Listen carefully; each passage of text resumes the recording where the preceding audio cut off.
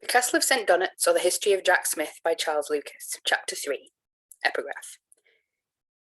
I who resolve to oversee no lucky opportunity will go to council to advise which way to encounter and surprise, and after long consideration have found one out to fit the occasion, most apt for what I have to do, as counsellor and justice too. Hudibras, Canto 3. How can I better begin this chapter than by a small tribute of applause to that philanthropy so conspicuous in the female breast? Not the liquid stream in the moment of madness is more dreaded by the canine species than every appearance of distress by men in general, or is it more eagerly avoided? Ill-fated is the wretch who has no kind female to smooth his pillow and soften his knotted couch. No matter if she was as old as Methuselah, as ugly as Endor's witch, and as little cared for as his great-grandmother, he shall find more compassion and pity, more real help and assistance than from all his male relations, though he numbers them by the dozen. Mr. Pope, whatever he may have said of women, in his own person found this to be true, and though Prior has sneeringly remarked, "For if weak women go astray, their stars are more in fault than they," yet a writer who knew human nature far better proves that true which the other meant hyperbolically, and has candidly owned that they daily commit faults that are ascribed to their vices, but which are in reality the offspring of their pity or compassion.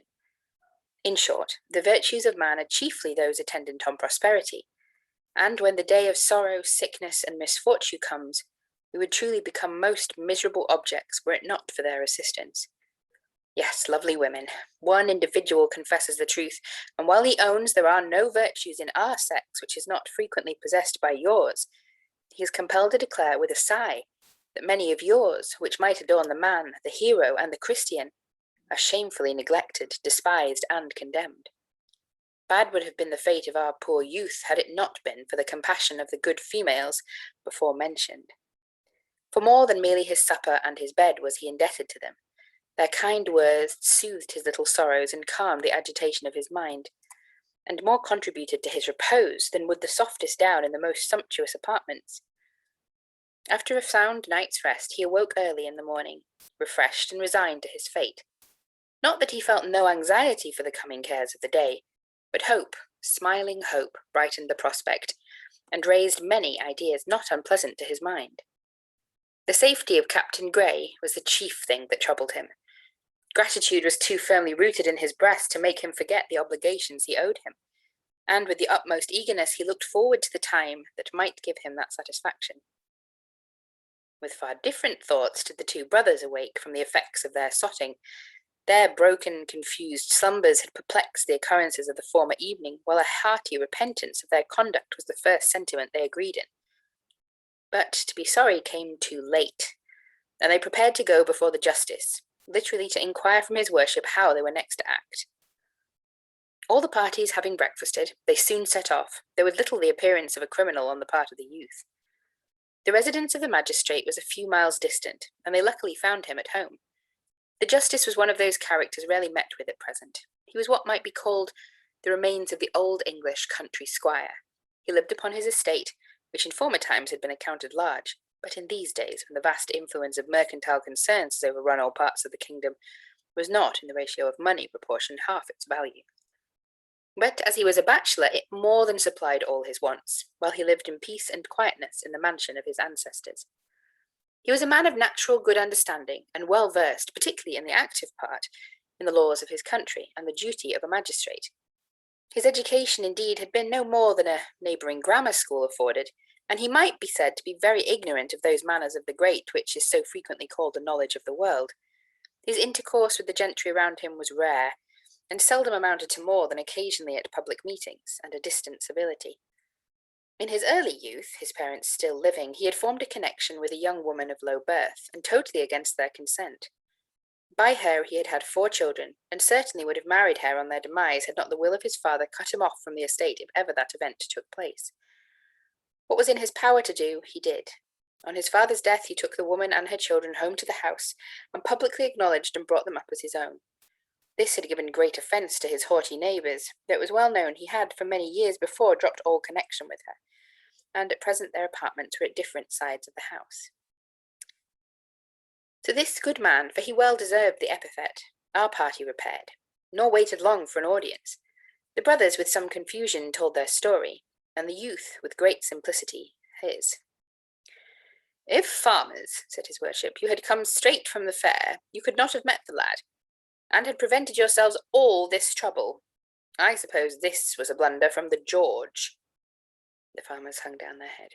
"You, my boy," continued he, "have acted very right, and I make no doubt soon we shall get some tidings of your master. In the meantime, you shall stay at my house, and the horse and yourself shall be cried the next market day at the nearest towns." The youth thanked his worship in as good terms as he was able, and Farmer John, who was somewhat recovered from his confusion, said, "Oh, and please your lordship, we'd be very sorry if we've done any harm, for though we were a little top-heavy or so, yet we did all for the best." His brother added, his honour had often given them advice before, and did them a great deal of good, and he'd take care to follow this too. But if they weren't too bold, he begged to ask his worship's opinion a little upon some law business. The justice kindly said he should be glad to be of any service to them to prevent law business, and inquired what it was. Sam, who was the best spokesman of the two, began, "Well, your honour must know, we be going to law with a great parish near London." "Why, my friend?" said his worship. "Well, about a pauper, sir, which they said has its settlement in our parish, and so he was sick, and they sent him to it." "Who was your adviser in this business?" asked the magistrate. "Ah, sir, we went to Lawyer Twisty, and he told us how we were right." "Did I not caution you against that Twisty, the attorney, when you showed me his last bill? You know, farmer, I told you it was more than he had a right to charge." "Oh, yes, sir," replied John. "And when we told him so, he took off £10, though he didn't mention your worship's name." "But how came you to apply to him again?" "Ah, said he's served us as reasonable as anybody. And then, your worship, Councillor Chatter was in town, and we all went together and asked him. And he heard all, and examined the pauper himself, and he said we were sure of winning. And so, sir, we gave him a guinea as retaining fee for sizes." "Well, my friend," said the worthy magistrate, "let me hear this case, and if I can do you any service, you are very welcome to it for nothing, and at any time." The farmers then, with many thanks, stated the case, and they had no sooner finished their tale than the justice assured them that both Chatter and Twisty had most grossly deceived them, and that if they continued in their litigious intentions, they would not only retain the pauper, but have the costs of both parties to pay. The farmer looked all amazed and rather doubtful, upon which the justice, reaching a burn off the shelf, pointed out a similar case. A servant here entered to inform the justice he was wanted, who desired the farmers, therefore, to look it over steadily till he returned. As our youth is at last brought in to some degree of safety, we will leave him for a while the farmers are wondering over their law business, and close this chapter. In the next, we shall see what has become of his patron, Captain Grey, whom we left stretched upon the ground with the 2 footpads. Chapter 4. Epigraph. So when black storms the sun o'ercast, the herds forsake the flowery lawn, the frightened birds to coverts haste till the dark veil's withdrawn. His beams more glorious for the eclipse appear, and joy o'erspreads the brightened hemisphere. Locke's Poems. The reader may remember, when Captain Grey was struck down, that his horse instantly galloped away, and as it was not far from home, he soon arrived there. Dick, the valet, was leaving the garden with the old man when, hearing the horse coming at a great rate, he jumped upon the wall and had scarcely time to utter the word "damnation" before he was off at the other side. Dick, we have said, had been a great reprobate, and now never wilfully swore. As such, the old gardener knew something was amiss, and hastened away as quick as he was able. When he came into the yard, the horse was standing by the stable door alone. The housekeeper was wringing her hands and crying, for the sound of the horse had brought her out of doors. But no Dick was to be seen. Old Abraham, regardless of any danger, instantly mounted the horse and proceeded along the road which he knew his master was to come.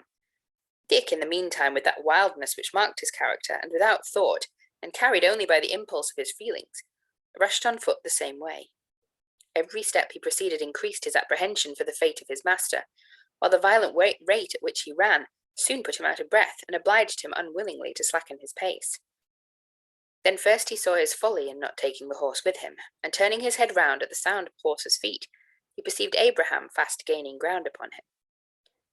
At this time he was just entering the lane, when the first object that struck him was his master extended on the ground. Instantly he perceived two other men not far distant in nearly the same situation. He sprung to the body of his master, and with horror in his look and voice exclaimed to Abraham that he was dead. The old man dismounted from the horse, and while the big drops followed one another down his furrowed cheeks, attempted to feel the pulse. Dick, in trembling silence, waited his speaking. Not more dreadful is the suspense to the prisoner at the bar when his own life is at stake. The old man shook his head and fumbled for his lancet. The other, without a word, ripped up the captain's sleeve. In a few seconds the blood began to flow. The captain opened his eyes. Many people of the village, alarmed by Mrs. Mary, had arrived at the spot and seized on the two footpads. One of them was a miserable object, with a leg and arm broke, and in that state had attempted to crawl from the spot. The other had bled so violently in the temples from the fury of the charge that he was equally unable, and less inclined, to move. The pistols on the ground partly explained the affair, and the cry of mercy from the captive wretches explained that they were the offenders. His faithful servants lifted the captain upon his horse, and supported him homeward on either side. Dick desired the others to take care of the men, and in attentive silence they were proceeding when the captain, with a painful exertion, at the same moment uttered the words, "Do take care." When Captain Grey arrived at home he was so weak that his servants thought he would have fainted every moment. He was immediately put to bed, and a physician who had been sent for soon arrived. The gentleman greatly commended Abraham for his resolution in bleeding his master, and begged Captain Grey, who wished to speak, not to fatigue himself by the exertion, promising not to leave the house till the morning. The doctor, with his usual humanity, attended, and gave orders concerning the two prisoners to the apothecary of the next village, who was lately arrived. The doctor forbore, as it was too late, to ask any questions till the morning. He returned to Captain Grey, who was asleep, and throwing himself, therefore, on a bed with his clothes on, he ordered Dick to call him the moment the captain awaked. In about 2 hours Dick came, and the doctor went with him to the captain's chamber. As soon as he saw the physician, he exclaimed, "Well, sir, how is the poor boy?" The doctor, turning to the servants for an explanation, he repeated the question. The surprise in the countenance of his auditors was perceived by the sick man, who continued, "Do tell me, doctor, is he safe?" Dick, in great amazement, desired to know of his master what boy he meant. The doctor, ordering him to be silent, gently asked the same question. "Well, the poor lad you found with me in the lane." The doctor informed them he had seen no boy. Only two men much bruised had been taken, who, they found from their own confession, had attacked him. The captain, in a few words, explained what had passed, and the physician, begging him to be silent, assured him every means should be taken to find the boy, and immediately sent Abraham, for Dick was too impatient, to inquire of the prisoners.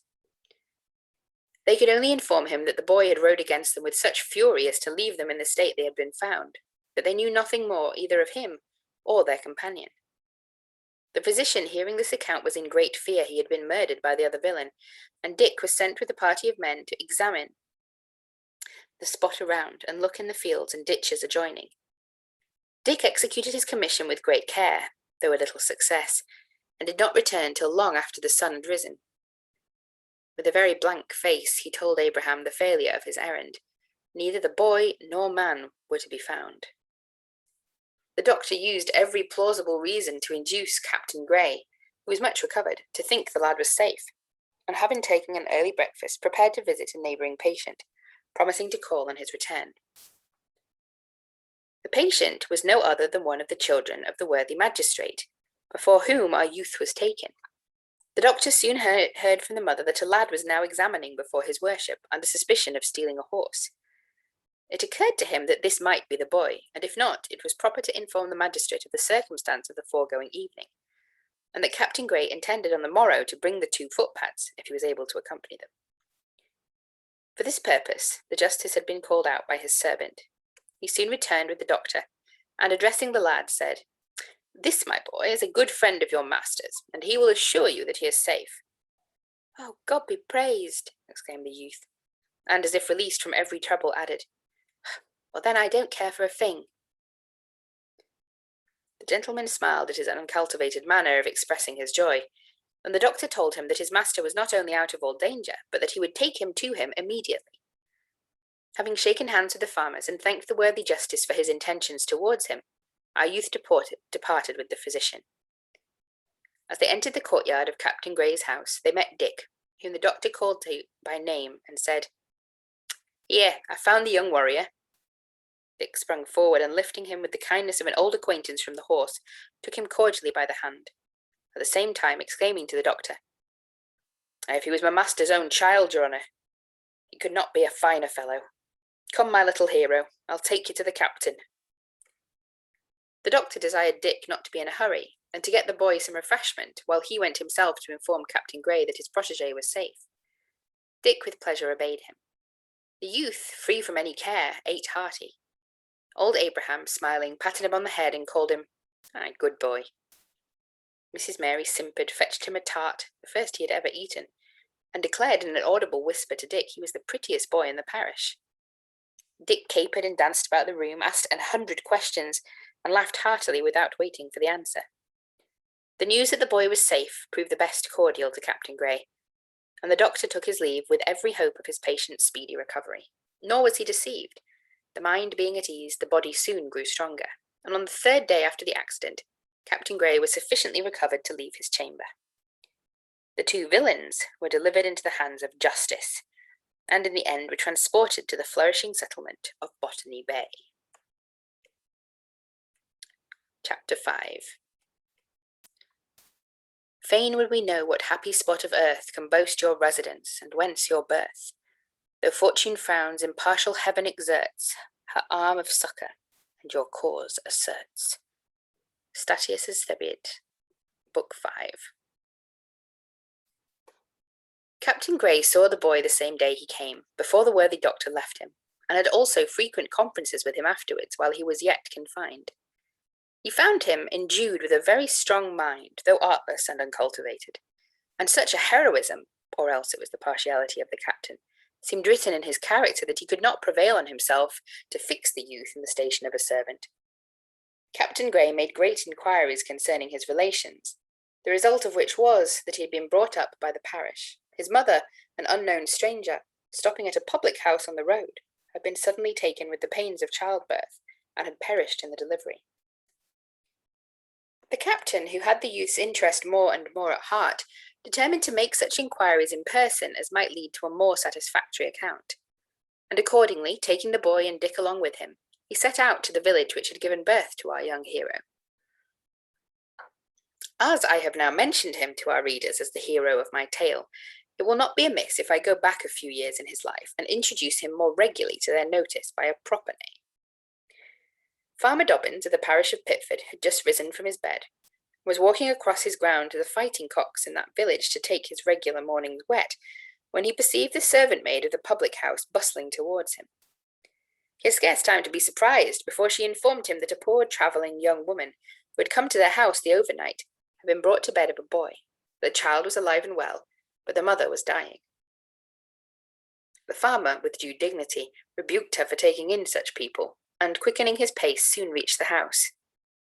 He was met at the door by the landlord, who protested again and again that he was ignorant of her situation, and that he had no doubt from her appearance she had good friends who would take care of the child if it lived. The farmer was for going at once into the room to see her and inquire about her parish, but was prevented by the landlord assuring him that the woman was unable to give him any answer, and that, as his wife was with her, she would certainly make those necessary inquiries. "But what think you of a glass of this, Mr. Dobbins? A new sample old Poach brought me yesterday," holding up a bottle he held in his hand and pouring it into a glass he had ready. "Here," continued the landlord, "taste this, Mr. Dobbins. 'Twill keep out the damp this cold morning." Had Mr. Dobbins been hastening to be married, nay, had he even been flying from his spouse, this charm would have stayed him. It acted upon him as the golden bait did on the fair Atalanta, and the earthly nectar had oftentimes swerved him from the intended point. The farmer did not wait to be asked twice, but, drinking off the brandy, pronounced it to be excellent. "As I shall get this pretty reasonable," said the landlord, "I can afford to give a glass or two to a friend like you, Mr. Dobbins. Come, let us walk into the bar. There we can judge better of it, and Molly will soon come and tell us all about the woman." Well, well, as soon as they were seated in the bar. "Let the worst come to the worst. 'Tis but one child to take care of. 10 to 1 he doesn't live. As for the mother, she has got enough to bury her handsomely." "What, is she dead then?" replied the farmer. "No, but I suppose she won't live." "Well, how do you know she has any money?" "Oh, she showed us some, and decided us to send for the doctor." With such like discourse, an equal mixture of lies and truth, but chiefly by the help of the bottle, the landlord detained the farmer till his wife came. In about an hour she burst into the room and informed them that the poor traveller was dead. The farmer then got up to see the corpse, and was shown into the room where upon a bed the dead body lay. He perceived a young woman, plainly dressed, and asking for the child, the landlady told him she had sent it, wrapped in a handkerchief, to a poor woman who had lost her own, of which she had lately been delivered, and who lived not many doors off. Farmer Dobbins desired the landlady to search the pockets of the deceased while he was there, and first she produced a purse with 5 guineas. This was the most agreeable sight to the farmer. A torn pocket handkerchief, a thimble, scissors, and needle case made up the total. No paper or pocketbook could be found to explain who she was, but they informed the farmer that she had walked last night to their house and talked of taking the coach to Bath the next morning. With the assistance of the landlord, the farmer next drew up a description of her person and apparel, and determined to have the same advertised in the country papers. As some time must elapse before this could be noticed, and as sufficient money to defray the funeral expenses was found, he gave orders about it. The landlady proposed purchasing her clothes, and accordingly offered 2 guineas for the whole. This was evidently more than their value, and was at once agreed to, and the farmer, taking another glass, left the whole business to be settled by the landlord and his wife. Immediately the young woman was put in her shroud, and 3 days after she was buried. Her person and dress, how unlike the description, was advertised in the papers, but no one appeared to own her. One person indeed had called some time afterwards and wished to see her clothes, which on being shown he professed he had no knowledge of the wearer, and here the affair ended. The child's foster mother died, and he was placed in the workhouse. He had been christened by the name of John, and surnamed in the parish by the appellation of Smith, the landlord's name, and was at the present time as good a Jack Smith of his inches as any in the 3 kingdoms. This was the substance of the captain's inquiry at Pitford. The landlord, Smith, had long left the place, but before the captain departed, he thought proper to get a certificate of the boy's birth, with memorandums of a few other particulars that he thought might, at a future period, be of service to our hero. Chapter 6. Hobbes clearly proves that every creature lives in a state of war by nature, the greater for the smaller watch, but meddle seldom with their match. A whale of moderate size will draw a shoal of herrings down his maw. A fox with geese his belly crams, a wolf destroys 1,000 lambs. Swift. Some weeks had elapsed since Captain Grey took Jack under his protection, in which time he had so ingratiated himself into the good graces of the family that it was difficult to say with whom he was most a favourite. His wild spirit had endeared him to Dick. His natural good sense and quick capacity had warmly interested Abraham in his favour, while his constant good temper and open countenance completely won the heart of Mrs. Mary. To the captain, too, gratitude so strongly appeared in every little act of the boys, that gentleman found himself more and more inclined to become his protector. About Christmas, Captain Grey received positive orders to be ready to embark with his regiment in the spring. The expanding mind of young Smith had so forcibly interested the captain that he had long relinquished his first intention of leaving him to assist Abraham in his absence, and as he was determined not to take the boy abroad, he was much concerned in what manner to provide for him. He wished not to take him from his original station in life, but his abilities seemed so far beyond those that are necessary for simple labour alone, that he thought he did but his duty in giving him the opportunity of further improving himself. While he thought on the best means of accomplishing his intentions, for expense also was a very necessary consideration, Jack, still aided by the rough learning of Abraham, showed himself by every action of his life more worthy his notice. With all the impetuosity of youth, yet would he patiently attend upon the slow dictates of the old man, and with all the fire of native courage, his little heart would melt, and the tear fall when the tale of sorrow claimed his attention. It happened in the Christmas week as he sat listening to the voice of Abraham, who was reading by the fireside, a sudden noise in the street claimed their attention. The captain dined from home. Dick was gone a-revelling to the next village, and Mrs. Mary, who never left home but at this season, was absent on a visit to her neighbours. Abraham had been afflicted with a fit of the rheumatism, and the uproar increasing, desired Jack to see what was the matter. Jack had scarcely been gone a moment before he returned, and rushing into the parlour, seized on his master's sword and was off again in an instant. To Abraham's inquiries, he eagerly answered, "Poor Tom Jennings," and left him in as much confusion as ever. Tom Jennings was an honest, industrious man who lived next door to the captain, and had been many years in the sea service. He had received a wound in his thigh in the Glorious, was discharged and retired to his friends in the country. Soon after, an uncle died and left him a small estate of £20 a year. He was since married and supported his aged father and mother by his labour and a little property. This man was a great favourite of Jack's, who often, as he helped him in his grounds, heard with no small pleasure his naval anecdotes.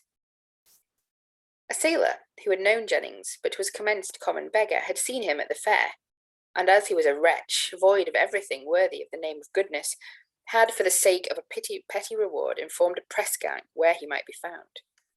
This was the occasion of the noise. The press gang had seized on poor Tom, and were carrying him off in defiance of the lamentations of his wife, parents, and family, and the weak opposition of a few neighbours. Some had rushed from their barns with their flails, others had seized upon prongs, pitchforks, and the first weapons that came to hand, but still feared to attempt to rescue against the drawn cutlasses and presented pistols of the enemy.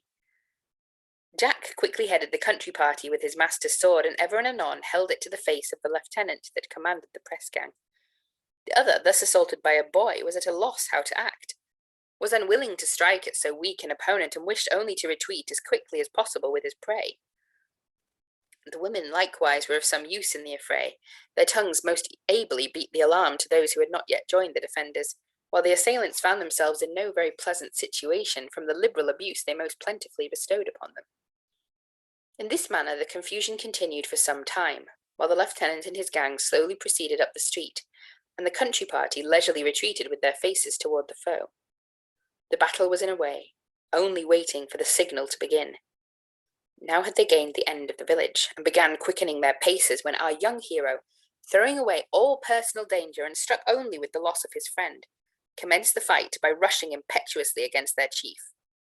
Fortune favours the bold, and so it proved, for his sword happily encountered the right hand of his adversary, and pierced through that part where the knuckles braced the grasp. The cutlass, harmless, fell to the ground from the hardy villain's hand.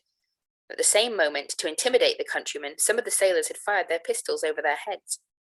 This had its effect. The country party started backwards, and the day had been lost, but for the timely attack of our youth. They saw the weapon fall from the leader, and again they rushed forward and rescued our little hero from the threatening blow of one of the sailors.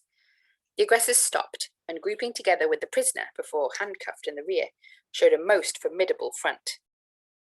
The lieutenant grasped his sword with his left hand, and again was marching forward, when suddenly, to the great joy of the one and utter confusion of the other, a large party of men with strong cudgels were seen running towards them. Jack soon perceived Dick among the foremost, who by some nimble-heeled young females had been alarmed at the gambols, and instantly with his friends hastened to the rescue. A parley was asked by the sailors, who talked of duty, obedience, necessity, and so forth. Dick, as spokesman, swore every one of the set should be ducked unless they immediately released the prisoner, and laid down a couple of guineas for all parties to drink. The terms were too degrading.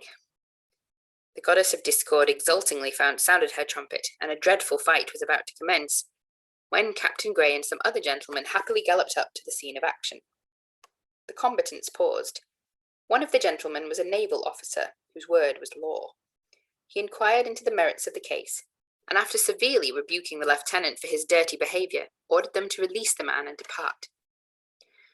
"Since, sir," said Captain Willis to the officer, "you cannot discriminate in a business of this kind, I will take care that you shall not be employed in it for the future.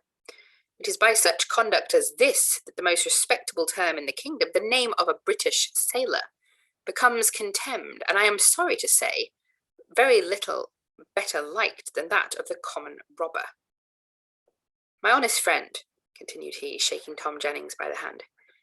"I am glad to see you free, and I beg you will take this guinea to treat your friends with." Observing our young hero, who still stood in the group with the sword in his hand, the point of which was bloody, he inquired into the circumstance and who he was. The captain told him he was a boy he had taken under his care, and that he should know the particulars by and by. The naval officer was an old acquaintance, whom he had met at dinner, and was now going home with Captain Grey. The other gentlemen were neighbours, and had taken this village for the sake of company, in their way home from the house where they had all dined. As soon as Captain Willis was seated in the parlour, he again asked about Jack, and he was told the particulars. "Well, I suppose, Grey," said he, "your regiment is going to the West Indies. You won't take the boy with you?" "Certainly not. The yellow fever rages there more violently than ever." "Well, then, if you have no objection, and the youth likes it, I will make a sailor of him. I go to sea next week, and if the boy behaves well, I will push him forward as fast as possible." "I thank you, Willis, for the offer. I'm pretty certain Jack would have no objection. I did intend he should have stayed here with Abraham till my return, but his abilities and turn of mind are so superior to a menial servant. I have observed such spirit and heroism in the youth that I have long dropped that idea." "Well, then my offer is the very thing to the purpose. Send for the boy in." "Stop for a moment. There is one objection." "Well, damn the objection, what is it?" "Jack can neither read nor write to speak of, and you well know a ship is not the best literary school in the world." "Well, what do you mean, then, to do with him?" "I'll tell you," continued Captain Grey. "I have written to my old schoolfellow Freeman, who, you know, has buried himself among the mountains in Wales, told him Jack's story, and begged him to take the care of the youth in my absence, send him to any school in his neighbourhood. You know Freeman well. Though no man better qualified than him to teach him, I did not dare to hint at the idea, or I had spoiled all. But I doubt not, if Freeman once has him under his care, he will imperceptibly help him forward. I shall more rely on Jack's improvement under the inspection of Freeman than under the tuition of the great Dr. Lexicon himself." "Well, Grey, I think you can't do better, though I am sorry to lose the boy. But in a few years' time, if you have a mind to send him to sea and the boy goes on well, remember me. You've heard me often say I have no relation in the world to care for, and I should be glad to take under my protection so likely a lad as yours." "You have no doubt, then," said Captain Grey, changing the conversation, "that your niece and her husband were among the unhappy victims in France?" "Ah, yes. Poor, foolish young man. He was the cause of his own ruin. As fine a young fellow as ever lived. I believe you know he was the son of the Duc de Meride, one of the first noblemen in France. Travelling through England about 15 years ago, he danced with poor Nelly at Weymouth. He was introduced by the Duke of C, whom I had been a messmate." "I have heard that part of the story," said Captain Grey. "Shall I trouble you to tell the particulars?" "Oh, willingly," replied the other. "It is an ungrateful story indeed, but you have heard the chief." The Marquis de Villers, as he was then titled, was one of the few French characters that can please an Englishman.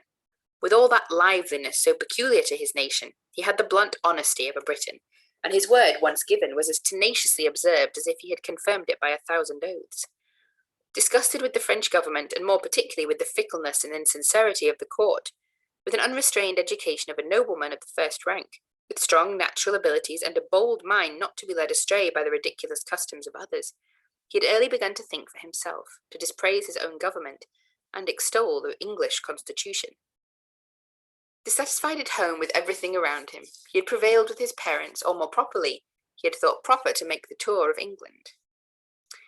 His warm, liberal heart quickly felt the difference, and the company of the first wits and most sensible men of the day at the parties of the P.of.W. and the Duke, when the conversation was unrestrained by any formal respect, could not but be in the highest degree acceptable to a mind so liberal as his. He soon became known, and was noticed by the elder princes of the royal family. Ever greedy after knowledge, he attended the Duke of C to view the shipping, and after a party of pleasure at sea, had landed with him at Weymouth. The Duke had presented him to my niece as the prettiest girl in the room for a partner, but how was our Frenchman surprised when he found her as sensible as she was pretty.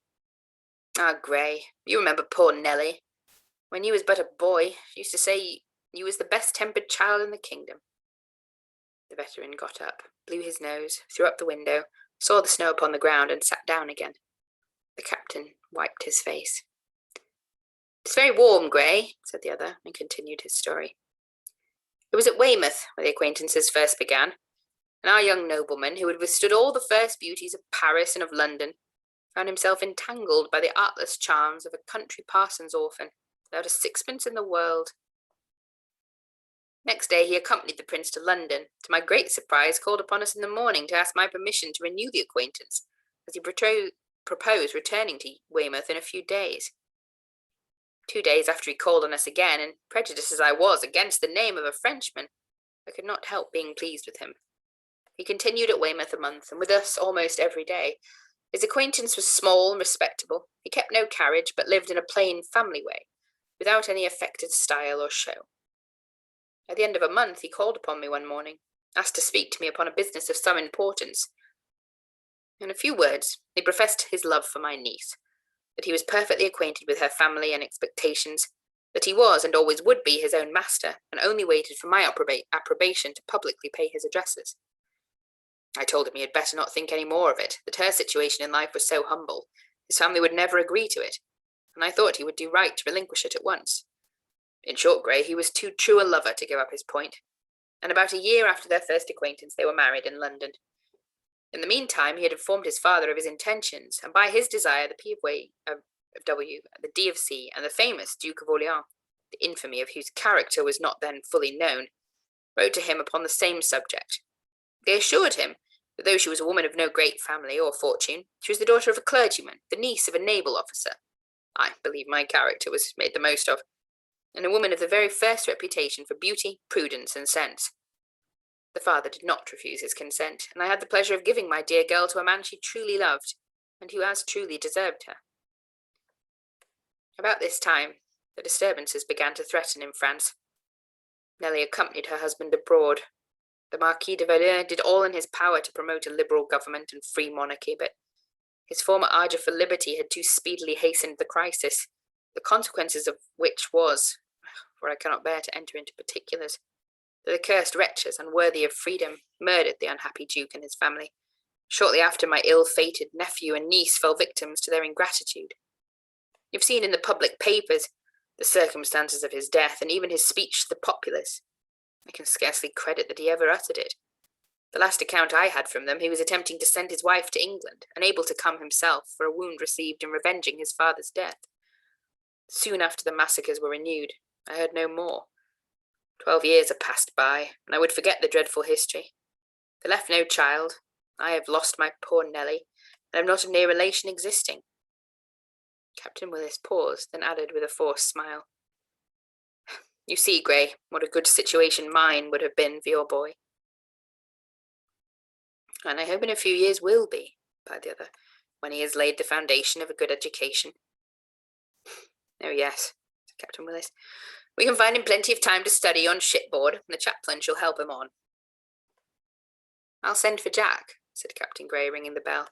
"Let him know your kind intentions. And as I have written to Freeman, he will take the management of him for a couple of years, for I had an order yesterday to join my regiment to be ready to embark in a month. He will be of a good age for a young sailor." "He is about 12 years at present," said Captain Willis. "He is," said the other. Jack entered, and being asked whether he liked to go to sea, answered, "Oh, very much indeed," thinking he was to accompany his master. But when he found that this was not the case, and that Captain Grey did not mean to permit him to accompany him aboard, he no longer concealed his disappointment. His master explained to him the gentleman's intention concerning him, and Jack answered that whatever Captain Grey thought proper he was very willing to agree to, that he was much obliged to the gentleman for his kindness. Here the affair at present rested. Captain Willis remained at his friend's a week, and perfectly agreed with Grey about the youth. In the meantime, the majority in Captain Grey's regiment became vacant, and was purchased by him. He also received the latter part of the week an answer from his friend Freeman, which was to the following purpose: that he accepted the charge of young Smith, and that he proposed in a week or two to take a journey to London, intending to call on him as he went home. He concluded by saying, "I shall send your young hero to a school about 2 miles from hence, and according as he conducts himself, shall he be treated by me. He will go every morning to the school, which is kept by a worthy brother curate, an excellent scholar. The terms are a guinea the quarter. The boy will take his dinner along with him in the morning, return to St. Donat's in the evening.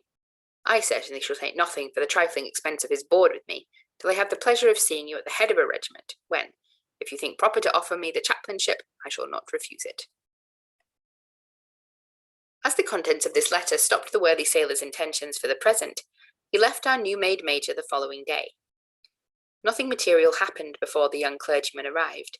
His stay was but short with Major Grey, as he was obliged to be at home by the next Sunday. Jack took leave of his old friends with a very sorrowful heart.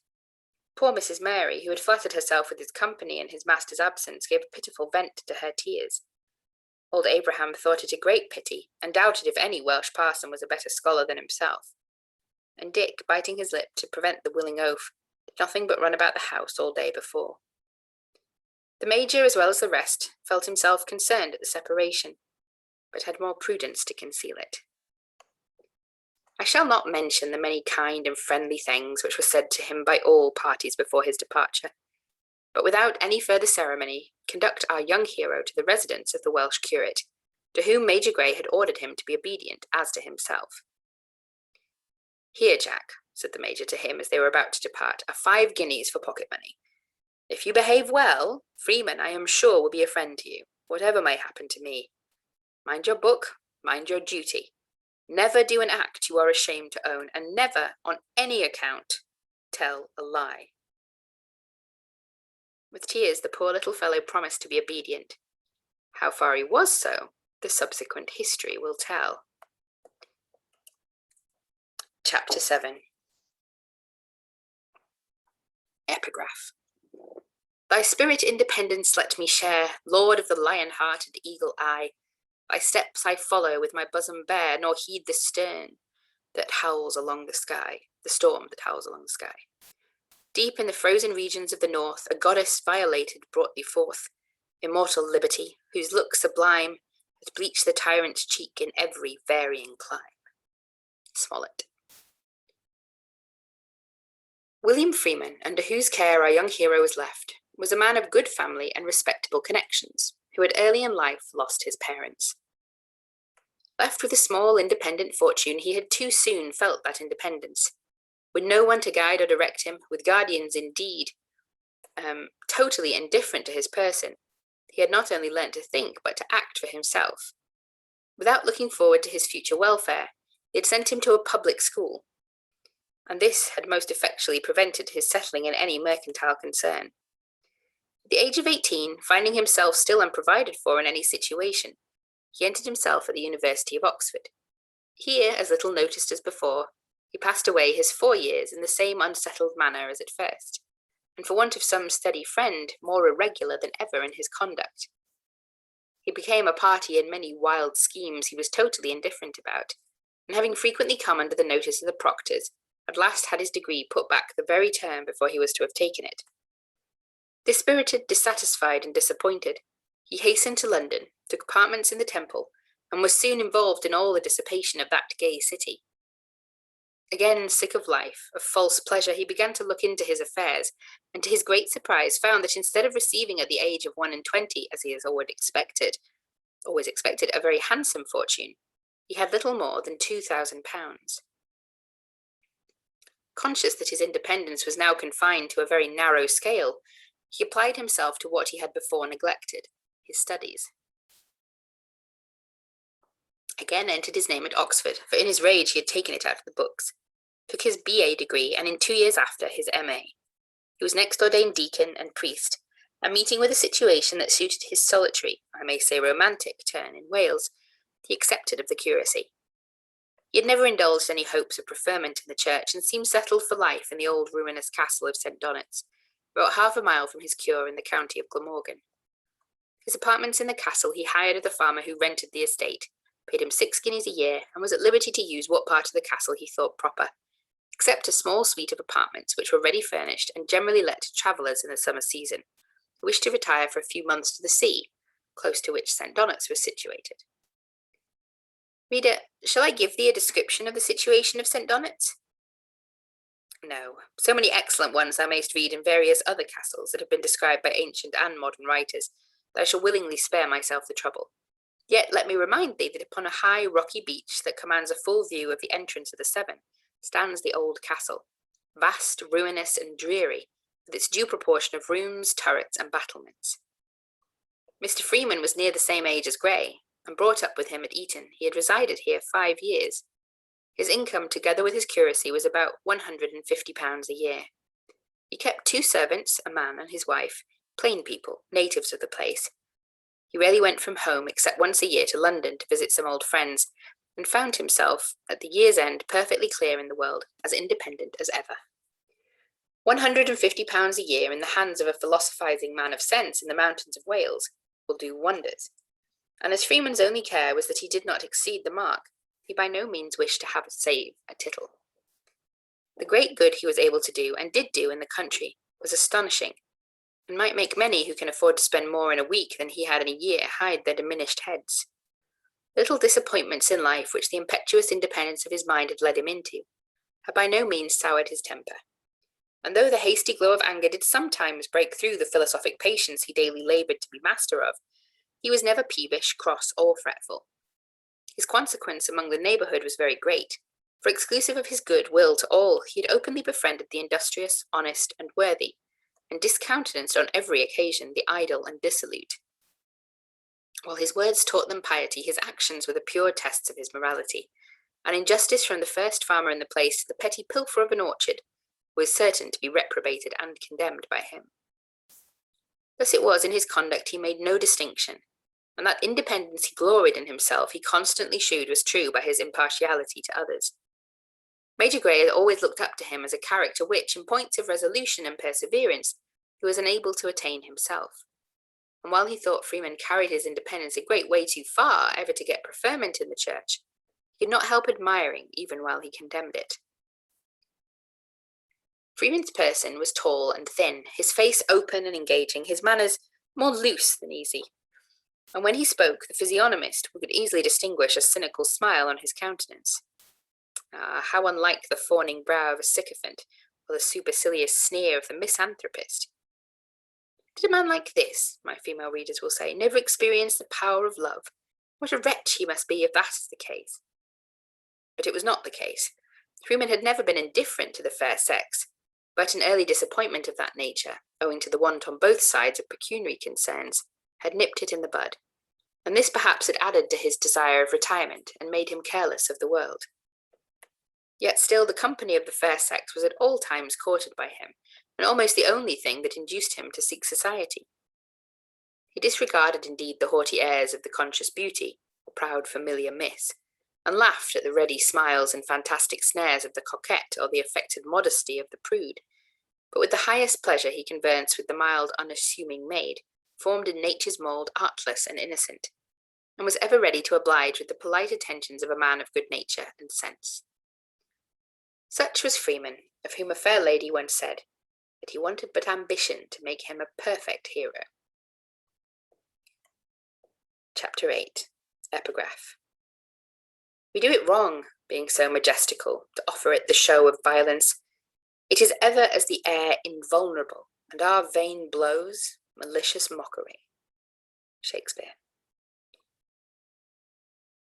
To present the reader a castle without a ghost is, to the man of taste, a dish without sauce, a venison dinner without the pasty, and to the man of feeling it is the trap without the bait, a playhouse without a pretty girl. To the antiquarian, the rust, the venerable Arago removed, to the literati, the precious volumes of antiquity in a modern edition. To the female reader it is as bad as a soldier without a red coat, a racecourse without carriages, a ballroom without a partner, or the pew of a country church and the curtain drawn around it. An old castle without a ghost is like a gamester wanting a bet, a courtier a lie, a pretty maid an excuse. A ghost is to the castle as the general to the French troops or the sailor to the British ships. A castle without a ghost is fit for nothing but to live in. And were it generally the case, the poor novelist might starve, and the bookseller publish sermons. Had not my castle been luckily honoured by a visitor of this kind, I had never ventured to transfer these authentic memoirs to the eyes of the public, nor had I contaminated their genuineness by the introduction of a fictitious being. Happily for me, the credit of my spectre baffles all doubt, and its appearance is as well known as it is clearly authenticated. In so rude, so wild and romantic a spot as the rocky cliffs of St. Donat's afforded toward the sea, so vast, scattered, and confused a building in itself, it is not to be wondered at that those demi-inhabitants of the other world should think proper to take up their residence here. There was scarcely a room in the house that had not had the credit of a visitant of this sort, but there was a retired spot among the broken rocks between the castle and the sea that was particularly famous and calculated for that purpose.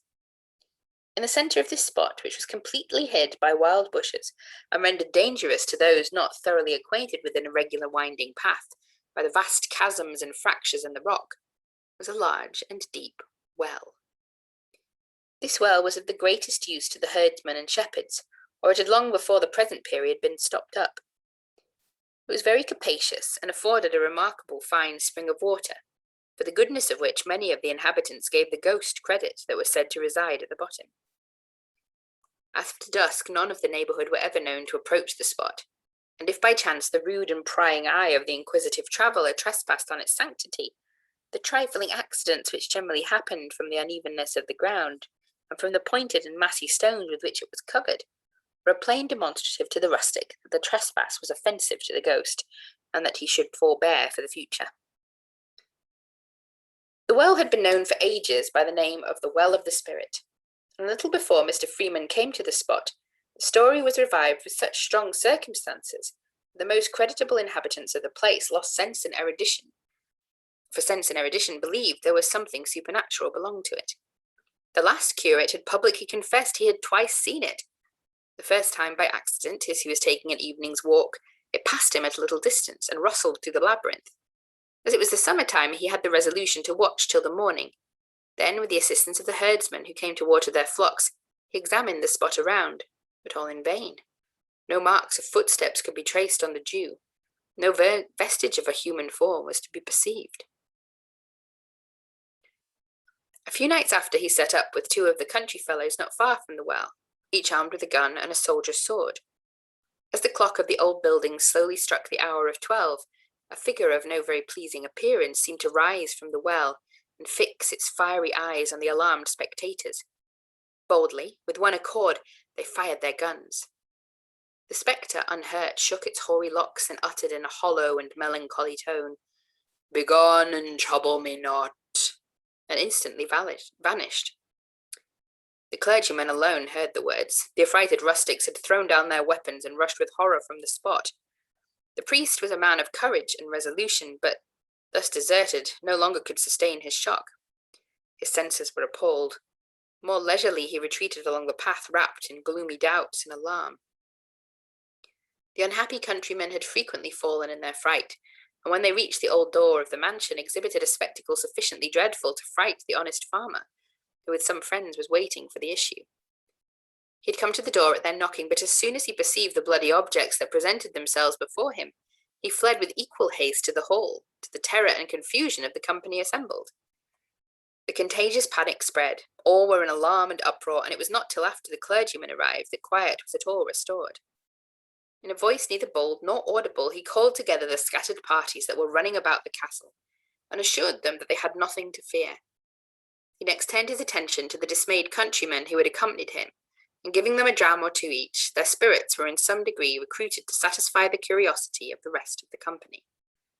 All being again assembled in the great hall, the curate told them that they had indeed seen a figure rise from the well, whose head was encircled with a bloody bandage, that the face was pale as death, and the eyes unusually bright, that they had fired at the object, which so far from being injured, shook its hoary locks, and as it spake with a deep hollow voice, ordered them to depart from thence, and then directly sunk back again into the well. Nothing else, he assured them, had happened, but that he no longer doubted it was a being of another world. The two other men shook their heads as if something more had happened, and the moment the curate had retired to his room, they related their story and mutually appealed to one another for the truth, which they as mutually corroborated. He attributed the wounds in their faces and limbs to the immediate agency of the spirit, which they swore followed them in a flame of fire, and the landlord affirmed he thought he saw a glare of light as he opened the door. They described its appearance as rising from the well to an enormous size above the bushes, with many other dreadful particulars which their fearful imaginations had conceived. On the morrow, when the sun was far risen, many of the inhabitants of the village visited the place, and upon an old tree which stood in a straight line across the mouth of the well from the spot where the man had been stationed, the fresh marks of the bullets were plainly seen, and one of them dug out of the tree. This confirmed the tale, and as the fellows were well known in the village for their personal courage, it was no wonder and horror invaded the breast of everyone upon an idea of disturbing the repose of a ghost so well authenticated, so powerful, and so impervious to injury. Mr. Freeman heard from the late curate himself this account. The two fellows were still in the parish. The curate left it soon after. The apparition had been occasionally seen since, and though most people who had seen it varied in the accounts as fear or fancy directed, it seemed to be generally agreed that a large bloody fillet encircled its head, and as it walked along with a slow and solemn pace, had been frequently heard to sigh and groan most piteously. Soon after Mr. Freeman came to St. Donat's, he was informed by the farmer the full particulars of its traditional history. The old story which was known in the family concerning the spectre of the well, the name by which it was called, was to the following purpose, and to corroborate this many ancient records and manuscripts of a far distant date still remain. David Atbourne, ancient lord of this castle, at the time of the civil wars between the houses of York and Lancaster, joined the cause of Edward. Among the various successes that sometimes favoured one and sometimes the other party, he had alternately been driven from and reinstated in the castle. When the wars were happily over and Edward was firmly fixed on the throne, the Lord Atbourne waited upon that monarch in London. In the gay and lascivious court of Edward, the amorous Welshman soon forgot the Lady Atbourne, whom he had left in his castle in Wales. Among the ladies, the fair ladies, who sported their charms in the sunshine of the royal favour, was Jane de Tracy, who to the most lovely and insinuating countenance added a heart depraved and abandoned to every vice. Her husband had been a Lancastrian, but had been basely betrayed by his wife to a captain in Edward's army, upon whom her luscious eyes had wandered. De Tracy was murdered in his bed without resistance. This second Helen conveyed away his sword, and as the murderer entered the apartment, she threw her ensnaring arms around the victim's neck, and he fell dead upon her infamous bosom. The assassin lived not long to enjoy the fruits of his treachery. He was slain in an engagement a few days after by the brother of the deceased. The widow, thus left to herself, was determined no longer to be encumbered with a husband of the common sort, and having been very serviceable to Edward in the latter part of the war in betraying many of the Lancastrians, her beauty and merit found a ready admittance into the court of that monarch. This fair lady had captivated the rude heart of David Atbourne, and perceiving the strong hold she had upon his lustful passions, threw her vows of widowhood aside, and thought the title of a lady worth her notice. The eager fool yielded to her wiles. The Lord Atbourne was a man brought up from his youth in arms, nor had he a thought that was not connected with blood, lust, and rapine, and it was only the stupor of his abilities that prevented the depravity of his character from being more generally known. No scruples retarded him, and he at once determined to get rid of his wife. This he briefly did by a poison administered by his own hand. He next married Jane de Tracy, who had before stipulated that each part of his property should be settled on her after his demise. The infatuated lord had consented to everything, and the new married couple soon after set off to the castle of St. Donat's. Jane had before cast her wanton eye on the next kinsman of her lord, a fine, ruddy youth, limbed like a Hercules, agile as a Mercury, and graceful as an Apollo. She doubted not, as all the estates were settled upon her, that after the departure of Lord Atbourne she could easily mould the other to her purpose. The famous well was at that time in being. One evening, when no one was near them, she drew her lord to the spot under the pretence that she had dropped a valuable bracelet into the well. She affirmed it was entangled in the weeds by the side and had not yet fallen to the bottom. She pointed to the spot, where she still seemed to see it. She reached her hand into the well, and declared she could almost touch it. She finally begged him to try. David accordingly stooped down for the purpose. "A little further, my dear lord," said she. "Oh, a little further, my love." kneeling down by his side and pointing with her left hand to the pretended place, while her right hand seized a large stone ready for the deed. And as her husband tottered upon the brink, she smote him on the head, and in the same moment hurled him to the bottom. With deliberate thought, she next completed the bloody work by heaping large masses of stone into the well, and calmly walked back to the house. Lewis Atbourne, the kinsman of David, lived at his mother's home, miles from the castle. Lived at his mother's some miles from the castle, for so little was the fair wanton able to hide her craving lust for the youth, that even the senseless David had taken some notice of it. He, accordingly, on their return to Wales, had sent his relation to his mother's home, and this had hastened his own fate. Lewis himself was glad to leave the castle. He had not been insensible to the advances of the luscious dame. Her soft and amorous glances when she saw the youth, the insinuating dimple which played around her moist lips whenever she addressed him, the gentle heavings of her breasts and the throbbing pressure of her hand if by chance she touched him, all told her fond tale and fired his juvenile heart. He wished to be true to his kinsman. He tried to stifle the raging flame, but one smile from Jane overturned all his philosophy, and he found he could only conquer by flight. With pleasure, therefore, he accepted the Lord Atbourne's permission to reside with his mother, and determined no more to risk an encounter with the seducing glances of the artful Jane. Quickly did Jane perceive that Lewis was not insensible to her passion. The stammering of the youth, the quick palpitation of his heart which seemed rising to his mouth as he answered her occasional speeches, were too sure signs to be mistaken by her. She saw, too, the suspicions of her husband, and attributed the absence of Lewis from the castle solely to his commands. Convinced then in her own mind that the moment Lord Atbourne was removed, she might put his kinsman in his room, which she had before determined, instantly she prepared to do so. No sooner had she entered the house from the accomplishment of her diabolical purpose than she sent a trusty messenger to Lewis with a letter. "Your cruel and jealous kinsman is at rest," said she. "Love, all-powerful love, braced my nerves, and the haughty monster fell by the hands of a weak woman. Fly, my Lewis, fly with safety, my beloved, to these arms eager to press you to my throbbing bosom. Love, pleasure, and dignity invite you. Yours shall be the lordship of the castle of St. Donat's. Yours shall be the wide domains and all the wealth of the tyrant. And yours, too, the thoughts, the will, the life, the soul of the devoted Jane Atbourne." Lewis read the letter with far other sensations than the lascivious writer had conceived. The cold grasp of horror chilled that heated desire which had before raged through his frame. "Tell your mistress," said he to the messenger, "I come." The man hastily departed. Lewis mounted his horse, and without loss of time flew not to her arms, but to the court of the monarch. He gave the letter. Edward read the contents and ordered a chosen body of troops to attend Lewis to the castle and bring the Lady Atbourne to his presence.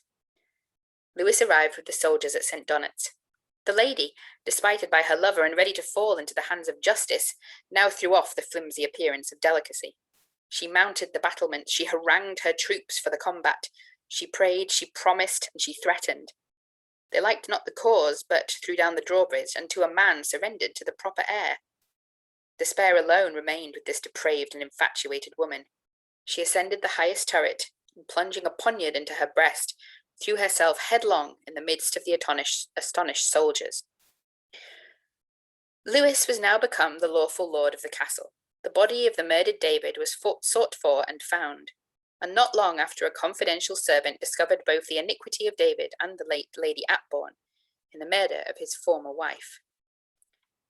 A few years from this period, the ghosts of the different personages so untimely cut off began to make their appearance. The first Lady Atbourne, who was poisoned, took possession of the interior of the castle. The infamous Jane delighted in the courtyard and battlements, while David Atbourne himself was contented with the well and grounds adjoining. But these revisiting inhabitants had never been troublesome to the Lord Lewis, who, having married a Welsh lady, lived contentedly and died peaceably on the spot. David, his son, succeeded him in the reign of Harry VIII, at which time the ghosts were almost forgotten. However, they made their appearance again about the time of Mary, but in the glorious reign of Elizabeth and the following one of James, they were thought to have departed forever.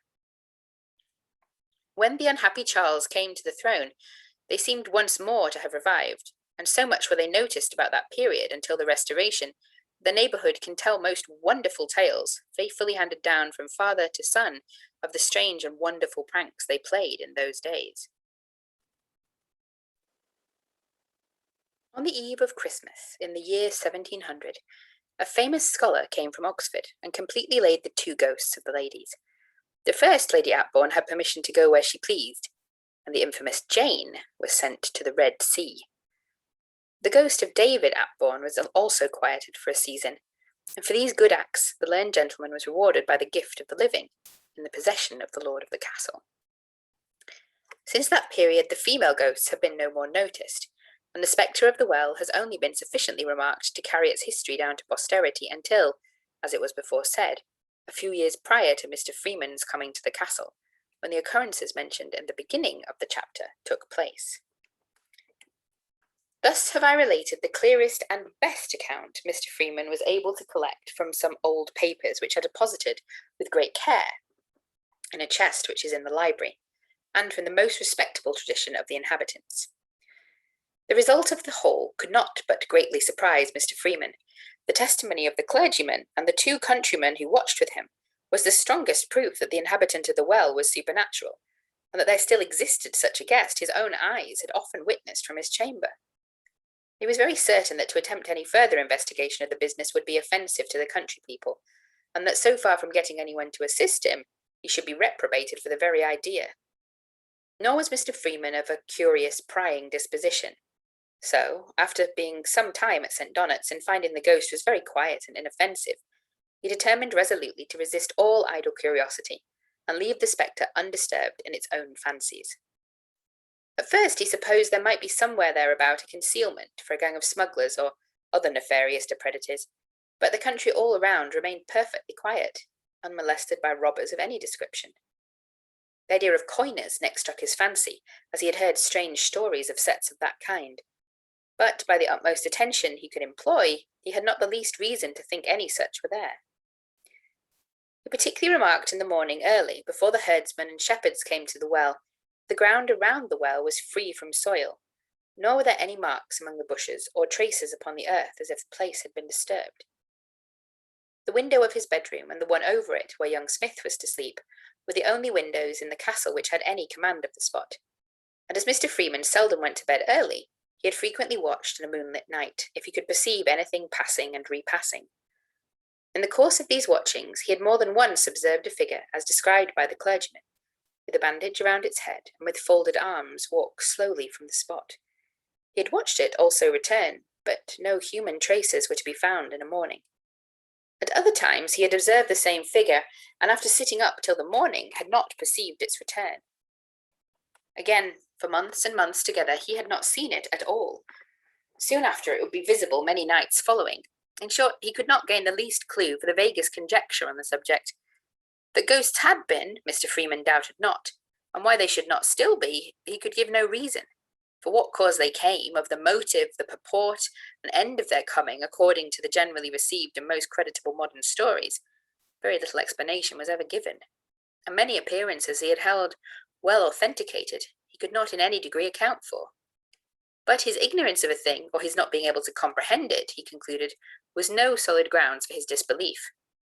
How many plants and even animals are there in the world, he would say, who seem to exist for no one purpose, whose use or disuse we are totally ignorant of, but that they really run their race on this earth as we do ours, that they are born, that they come to maturity, and that they die, is a self-evident fact, which admits not a particle of doubt.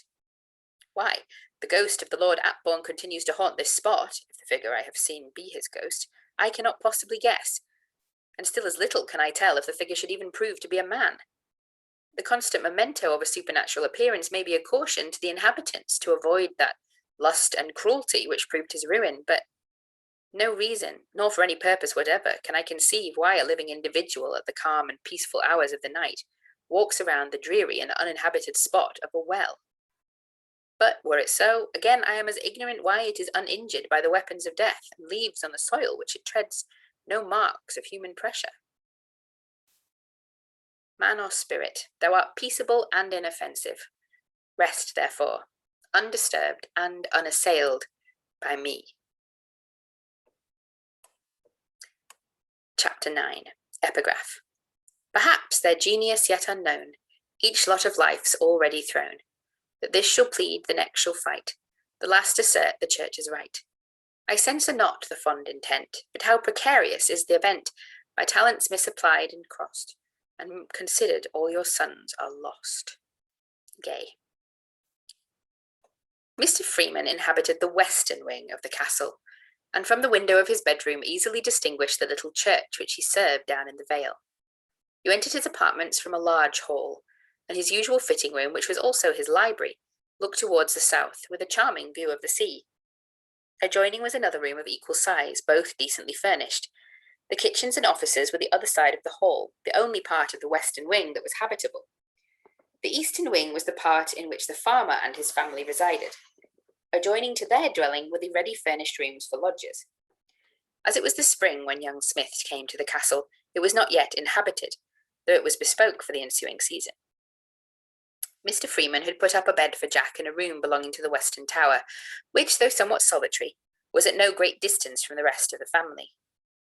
This room was well wainscoted, exhibited a more modern appearance than the rest of the building, and seemed to have been later inhabited. The room was pleasant and airy. At the bottom of a winding staircase that led to it a little way down a passage to the right was Mr. Freeman's bedchamber. The next was a lumber room, and the one opposite was inhabited by the man and his wife who lived servants to Mr. Freeman. These good people were advanced in years, had always lived in the village, had seen their children provided for through the bounty and management of Mr. Freeman, and in his service, who wanted but very little attendance, found a comfortable asylum in their old age. Jack had been here 2 days when Mr. Freeman prepared to take him to the school he had mentioned. As it was but 2 miles, he thought proper to go with him the first time. Jack was to take his provision for dinner with him in the morning, and return to the castle in the evening. Mr. Lewis, who kept the school, had been formerly of Jesus College. He had scarcely gained a fellowship when he was so imprudent as to marry, and lost at once all his expectations of a living. His friends with great difficulty had assisted in supporting him at college, and could do no more for him. Jealousy, the fear of losing his beloved, had urged him to the precipitate match, as her parents wished her to marry another. Having entered into the church, he was settled in the adjoining curacy, and as he was known to the vicar, he allowed him a stipend of £50 a year, much beyond the usual price in those parts. His wife had proved very prolific, and he had got 5 children when Mr. Freeman first came into that part of the country. It was Mr. Freeman who had extricated him from his pecuniary difficulties, and had been the best friend he ever met with. Mr. Freeman proposed to him to keep a day school on the liberal plan of 4 guineas a year, without any expenses attendant. It prevailed on some of the farmers to send their sons to Mr. Lewis, and others had followed the example. The gain of the school was clear, and from 12 to 20 boys was a wonderful help to his narrow income. His family was now increased to 8, 5 sons and 3 daughters, and as merry a little set as any in the kingdom. In short, though with so large a family, he found himself getting forward in the world. His cows and pigs, which he kept, almost supported them, and as the vicar had let him some acres of the glebe, he had his hay, oats, barley, and wheat, though in small quantities, regularly every year. Mr. Freeman had been the cause of all this. He had at first supplied him with a little ready money, and had absolutely taught him economy and management. Need I add in what light he was considered by a grateful family? The moment they saw him at a distance, every little pair of legs made the best of their way to meet him. When he had introduced Jack, Mr. Lewis insisted again and again that the boy should regularly take his dinner with them. But this Mr. Freeman would by no means allow, as he said no difference was to be made among the boys to alter the original plan, which had succeeded so well. The best laws in this country, he would often say, became of no use by their alterations, amendments, and exceptions. Jack had continued at this school a year. In the meantime, Major Grey, accompanied by Dick, sailed with his regiment to the West Indies. Mr. Freeman had heard of his safe arrival. The Major gave a feeling picture of the miseries of the climate, too well known, too fatally experienced. Oh, dreadful possessions, fated to be purchased by the destruction of the human race. Are you so necessary to the comfort of the mother country that the blood of her sons must be sacrificed for your safety? The Machiavellian may conclude so, but the eye of philanthropy, Christianity, and humanity sees you in another light. Mr. Freeman had also heard from Captain Willis, who talked of calling on him in a few months to inquire if Jack was ready to accompany him to sea. Young Smith was now able to read and write very well. The clown was wearing away very fast and only left an open, ingenuous countenance, in which health might have sat for his picture. The manners of Freeman, the general tenor of his conduct, and his occasional instruction had astonishingly improved the wild country lad. Major Grey had indulged him the 6 months he was with him in every species of liberty. He had rambled about the country with Dick, rode the Major's horses whenever he chose, and was in the high road to be a spoiled and ruined child had he continued under their management. But Freeman kept him strict to his duty, and every trifling failing was at once traced to its source, reprimanded, and punished. Little indeed of the latter did Smith require, and oftentimes did Mr. Freeman think himself peculiarly happy in meeting with a lad of so willing a disposition. Mr. Freeman amused himself in the winter months with walking out with a few spaniels. He had sometimes carried a gun, and occasionally killed a bird. Jack on holidays accompanied him, and was by far the best shot of the two. It was the hunting with the spaniels Mr. Freeman chiefly delighted in, and as they were well-bred dogs, had once or twice in the season killed him a hare, a matter of great triumph to their master. After Christmas, Mr. Freeman went to London for a few days, and had not been returned a week before a servant in a splendid livery rode to the door with a letter. Mr. Freeman, surprised, eagerly took it himself from the man's hand, and read the following. The Duke of Castleton is informed that the Reverend Mr. William Freeman has been for some years in the habit of destroying game on his Grace's manor. As the Duke proposes residing occasionally on his estate, and understands Mr. Freeman is neither qualified nor has taken out a license, his Grace gives Mr. Freeman this notice to avoid sporting for the future, that his gamekeepers might not have the unpleasant office of informing against him. Written by order of his Grace, by J. Juskin, House Steward. Tell your master, said Mr. Freeman to the servant as soon as he had read the note. Tell him that... No, wait a few minutes, my friend. I think it will be better to write. There can be no mistakes. Here, Thomas, give the servant some refreshment. In a few minutes, Mr. Freeman sent out the following answer. To Mr. Juskin, Sir, you will inform his Grace that Mr. Freeman will certainly desist from sporting until he has qualified himself in taking out his certificate. This Mr. Freeman will be able to do by the next season. In the following spring, which completed the second year of Jack's residence at St. Donat's, Captain Willis came to prepare him for the sea service. After common inquiries had passed. Do you know, Freeman, said the captain, that if poor Nelly had lived, this estate had been hers? Indeed, and by what means? Well, by the mother's side, who was a Gwyn. The male branch has entirely failed. Nelly's mother was the eldest daughter. The second married Sir John Morgan, and his son, the present owner, I am very intimately acquainted with. You know he's a true sailor. Yes, an honour to the British Navy. Has he any thoughts, can you tell, of coming to visit his estate? Well, he intends being here next week, and I return with him to town. In the meantime, I am your guest, and will trim his hair with the spaniels. Jack has grown a fine fellow. We shall soon be better acquainted. With your permission, he shall have a holiday, and accompany us tomorrow. Captain Willis's remark of the spaniels brought the story of the Duke, whom the captain without scruple called an ungentlemanly, mean-spirited fellow. Oh, but what do you mean to do? How can you qualify yourself, Freeman? Do it or not, I'll ensure you the deputation of this manor. Well, I must do, replied Freeman. A very unpleasant thing, but do it I will. I mean, taking my D.D. degree, that is a qualification. A certificate I'd take out of course. The business of the sporting was soon settled to Freeman's satisfaction. Sir J. Morgan came the following week, and on hearing the account, not only presented Mr. Freeman with the deputation, but gave him an uncontrolled command over his manors, the castle, and grounds. Mr. Freeman's friends spent a very pleasant week with him. Captain Willis promised to take Jack after his next cruise, and they all parted, all parties mutually pleased with one another. Young Smith, when left alone, began to think more seriously of the situation of life which he seemed thus destined to. He liked Captain Willis much, but he had neither the easy manners nor lively spirits of Major Grey, nor the general information, clear sense, and comprehensive knowledge of his clerical patron. The jolly open temper of Captain Willis was captivating to the boy, but the mind of our young hero began to open, and he could not fail drawing the contrast between one and the other. Captain Willis was generally the same, but Freeman had always something new. When he spent a few hours with Captain Willis, nothing ever passed that brought a pleasing reflection to his mind, but every minute with Freeman teemed with some expression, some thought, some remark that not only pleased but benefited the hearer. The die was cast. He had no intention of going from it. He knew it was not his place to choose, but his duty to obey. And though he felt no desire for a seafaring life, he determined his good friend should never know it was otherwise in the first wish of his heart. In the autumn, 2 letters came from Captain Willis, one to Jack, the other to Mr. Freeman, who the day before had returned from Oxford.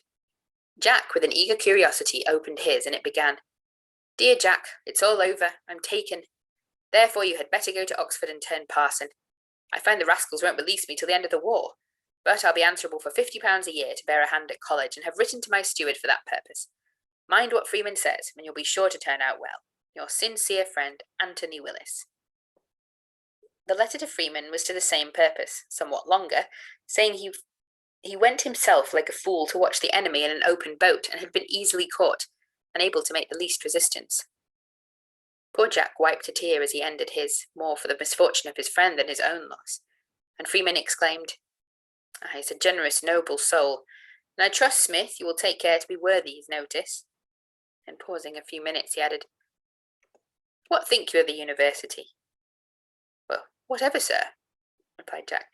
"You and my other friends think proper, I will willingly and gratefully accede to. But as you have asked my opinion, sir, I beg leave to say a college education is what I have always been ambitious of, since I've heard you speak so highly in its favour." It is no wonder that Jack's young mind was desirous of going to the university. He had always considered it as the grand desideratum of learning, both from his preceptor and Mr. Freeman. And whenever the sea scheme had intruded itself upon him, he had suppressed a sigh that he was not first to go to Oxford. So strong was the desire of information and learning which Mr. Freeman's care had implanted in his mind. Besides, if there was a weak side in the character of Freeman, it was the very high respect in which he held a university education. "He's never been to college," was a common expression with him when he meant to stigmatize anyone for want of liberality, for incivility, or any kind of ignorance. As an instance of this shade in his character, after he had received his Grace's letter concerning the game, and had retired into the parlour, almost mechanically he uttered, "His Grace, I believe, went to France when he ought to have been at college, and I remember him very well at Oxford, or I remember his name at the university. It was constantly intended as a tribute of praise." No wonder then that young Smith, who looked upon Freeman as the most perfect character, warmly embraced the same idea. No wonder they were both rather pleased at the change, and as Captain Willis was well and safe, they had no reason on his account to indulge in any melancholy ideas. Jack was at present too young to think of going yet, and besides he had a great deal more to learn before he could be perfectly qualified to enter. Mr. Freeman informed Smith that in about 2 years, if he applied himself to his learning, he would be of proper age, and the £100 due from the kindness of Captain Willis would pay the first expenses. Smith applied with redoubled diligence, and Mr. Freeman imperceptibly became his chief tutor, and the long evenings of the winter months were generally passed in reading the classics with that gentleman. Chapter 10. Epigraphs. Multa vidi, etc., etc., etc. Aeneas 1:5. They heave for breath, they stagger to and fro, and clouds of issuing smoke their nostrils blow. Yet equal in success, they ward, they strike. Their ways are different, but their art alike. Before, behind, the blows are dealt. Around their hollow sides the rattling thumps resound. A storm of strokes, well meant with fury, flies, and errs about their temples, ears, and eyes. Dryden's translation. One fine morning, in the Christmas holidays, Smith had strayed some miles from home with a lad of the village who was going to see a relation at Swansea. Soon after they had parted, Jack heard a noise like the notes of a pack of hounds, though at some distance. He had nothing particular to call him home, and he followed the sound for some time. At last, from the top of a high hill which he had just mounted, he perceived 2 horsemen riding towards him, while the dogs remained puzzling in the vale. One was a young man about his own size, with a hunting cap on his head and a lashed whip in his hand, and the other was evidently a servant. "You saw the hare," said the young one, addressing Smith. "Which way did he go?" "No," replied Jack, I did not. I am but just come here." Well, that's false, for you must have seen her. False? Trotted our hero with a look of the utmost contempt. Whoever you are, I am sure you are no gentleman. You rascal, cried the stranger. I'll humble your Welsh blood for you, and immediately struck him with his whip. You are a coward and a villain. Smith, enraged, was proceeding as he endeavoured to return the blow with a small stick he had in his hands, when the other, jumping off his horse, cried, What, will you fight me? Yes, willingly, said Smith. Oh, here, Tom, said the aggressor. Damn me, catch the mare and don't you interfere. And throwing down his cap and whip, he advanced boldly to the combat, nor did our hero less willingly meet him. They sprung forward against each other with such fury, so anxious were both to strike, so indifferent about warding the blows, so eager to throw his adversary, that both in a few seconds fell together on the ground. They rose, and retreating a little distance as if by mutual consent, stripped off their coats and prepared more leisurely for the battle. Our hero was not 14, his adversary about a year older. In strength they were nearly equal, as their first trial had convinced them. Now you might see them approaching more carefully, and making use of what pugilistic art each of them possessed. The little that came to Jack's knowledge Dick had taught him. The other had learned it more successfully at a public school. Our youth soon felt his superiority, and the gushing blood which flowed plentifully from his nose did not a little retard his exertions. His only help seemed to be in closing with his antagonist. This he succeeded in, and pressed him close to his breast to prevent in some degree the force of his blows. The other strived to free himself from his grasp, and striking and struggling together, every limb was exerted, every nerve was strained to throw each other on the ground. So well matched were the youths that neither could prevail, and the faintness and long pause between the blows on long sides evinced how greatly both of them were distressed. Still, their flashing eyes declared their unconquered fury. The stranger gnashed his teeth with rage, and with violent exertion freed himself from the other. Now again triumphantly he came forward.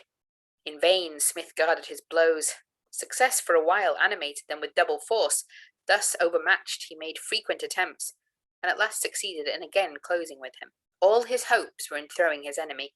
He strained every muscle, threw both arms round his waist, pitched his head in his stomach, and both fell together.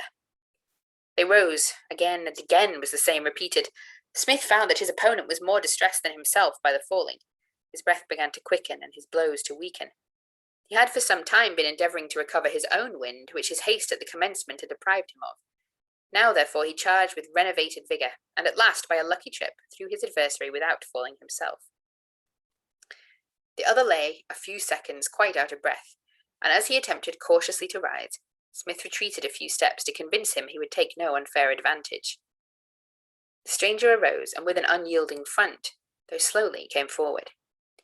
With the caution of those who had proved one another's powers, sternly they viewed each other. "You're a damned brave fellow, at least, for not taking the rising blow," said Jack's opponent. "Oh, I did not wish to strike you at all," replied our youth, "had you not begun with your abuse, and the whip." At that instant, for the fury of the fight had carried them a considerable distance from the spot where the battle began, up started a hare, the original cause of the quarrel. "Well, see," said the stranger, "I had some cause for my suspicions. For this I beg your pardon. I think you may beat me too, though I'll not give out. But if you don't think I'm afraid of you, as I first began, I'll first offer to shake hands with you on even terms." "I've no longer any wish to continue the quarrel," said Smith, and readily took the offered hand. "Upon my soul," said the other, "I'm very sorry I ever struck you. You must have been a damned quarrelsome fellow, but on my life I saw the hare go up the hill." "I've not the smallest doubt of your honour or your courage," replied our youth. The servant, who had before earnestly desired them to desist, but knew his master too well to dare to interfere, came up and said, "You'd better go home, my lord. Go home directly. Your head is very much swelled, and your left eye is quite closed." "I'll be damned if I do," said he. "Unless you, sir," speaking to Smith, "will go with me." "I can't, I thank you," replied our youth with a smile. "I'm not much better off than you, and I've got at least 8 miles to walk." "8 miles?" replied his late adversary. Indeed, sir, upon my life you shall not walk. I insist upon your taking my servant's horse. He can get another within a mile at a tenant's, and if you will favour me with your address, he shall fetch it in the evening." Our hero was very much surprised at the different language of his new acquaintance. When he had first accosted him, inflamed by haste and passion, and his present manner, which showed him so much more polished. It was in vain he objected. The other strenuously insisted on his taking the horse. Jack therefore mentioned Mr. Freeman's at the castle of St. Donat's. "Oh, Mr. Freeman's?" said the other with evident surprise. "May I ask if you are his relation?" "I've not the happiness," replied our hero. "My name is Smith. May I beg in return to know to whom I am obliged for my—" Jack smiled, then added, "intended ride." "Oh, my name is Edward Catterson, and I will do myself the pleasure of calling on you as soon as I lose these cursed marks of my incivility. I hope we shall be better acquainted." The young men again shook hands and parted with far other opinions of each other than their rencontre commenced with. Jack, mounted on the servant's horse, immediately proceeded homewards, and about half a mile from the house met Mr. Freeman. It was late in the day, and he had walked out to see if Smith was coming. Great was his surprise at recognising him upon a horse, and had it not been for his dress, his face was so completely disfigured, Mr. Freeman had certainly not known him. He looked very much displeased when he saw his condition, and angrily said, "Your hasty, impatient disposition has led you, I see, into some broil." Jack, who had withstood the other occurrences of the morning with heroic fortitude, did not so bear the displeasure of his friend. He burst into a flood of tears. Mr. Freeman said, somewhat softened, "Now, who is your antagonist, and where did you get that horse?" "Lord Edward Cassiuson, sir, and he lent me the horse." "Oh, the Duke's second son. What, he beat you, as I see, and so lent you the horse to ride home after your beating?" The latter part of the speech was spoken with rather a sneer. Jack did not immediately answer. Mr. Freeman added very emphatically, "I'm very sorry it happened, as I make no doubt the Duke will consider it a personal insult, and it is far from my wish to willingly affront any man." They soon came to the castle. Jack had rather recovered from the grief of Mr. Freeman's anger, and begged to speak to him for a few minutes. Mr. Freeman went with him into the parlour, and Smith candidly and fairly declared the origin and final event of the combat, and ended with saying that his displeasure was the only thing he lamented, or made him at all sorry he had behaved as he did. Mr. Freeman kindly answered, "My dear boy, you've acted perfectly right. I believe every word you say, for I have always found you speak the truth. If the Duke thinks proper to notice it, I will countenance you in every respect. I am much pleased with your conduct." Jack's countenance brightened up. He entirely forgot his bruises, and sat down to his dinner with an excellent appetite. After his repast, Mr. Freeman thought it best for him to go to bed. Due care had been taken of his hurts, and exhausted nature wanted rest. In the evening, one of his Grace's servants came for the horse. He told the old man that the Duke was at first very much enraged, but that his lord soon made him promise not to take any notice of it to Mr. Freeman, that he had greatly commended the young man, and had told the servant before his father to inform him that he would soon call upon him. The old man faithfully delivered the message, and Mr. Freeman was not a little surprised. With the good care of his friend and the old couple, Smith soon recovered of his bruises, which were chiefly in the face. But 2 black eyes remained for some time. In about a week, the young lord came one morning early, that he might be sure to find his new friend at home. Mr. Freeman saw in him a fine youth, about the size and make of Smith, and very little taller. He was indeed a promising boy, but a bad education, or properly no education at all, had almost ruined him. He had been kept in the nursery till his 11th year, where, having signalised himself by every species of mischief, his Grace had thought proper, upon the continual complaints of the woman, who could by no means manage him, to send him to a public school. Our young Achilles, once at liberty, could as little bear the curb of regular discipline as the son of Peleus in former days could the control of the supreme Agamemnon. He became totally unmanageable, and what discipline might have done, I will not presume to say, had he not after frequent punishments been at last expelled. Quite indifferent, he had joined his father's family in Glamorganshire, and had brought with him a pack of hounds which he had purchased at Tattersall's. No wonder, so badly managed, he had treated Smith in the before-mentioned manner, and as he had generally been successful in his battles and not unskilful in the pugilistic art, he was greatly surprised to meet with an antagonist in Smith as resolute and determined as himself. In the midst of all his faults, he had a most excellent heart, and it had been the nobleness of his soul, more than the violence of his temper, that had occasioned his being expelled from school.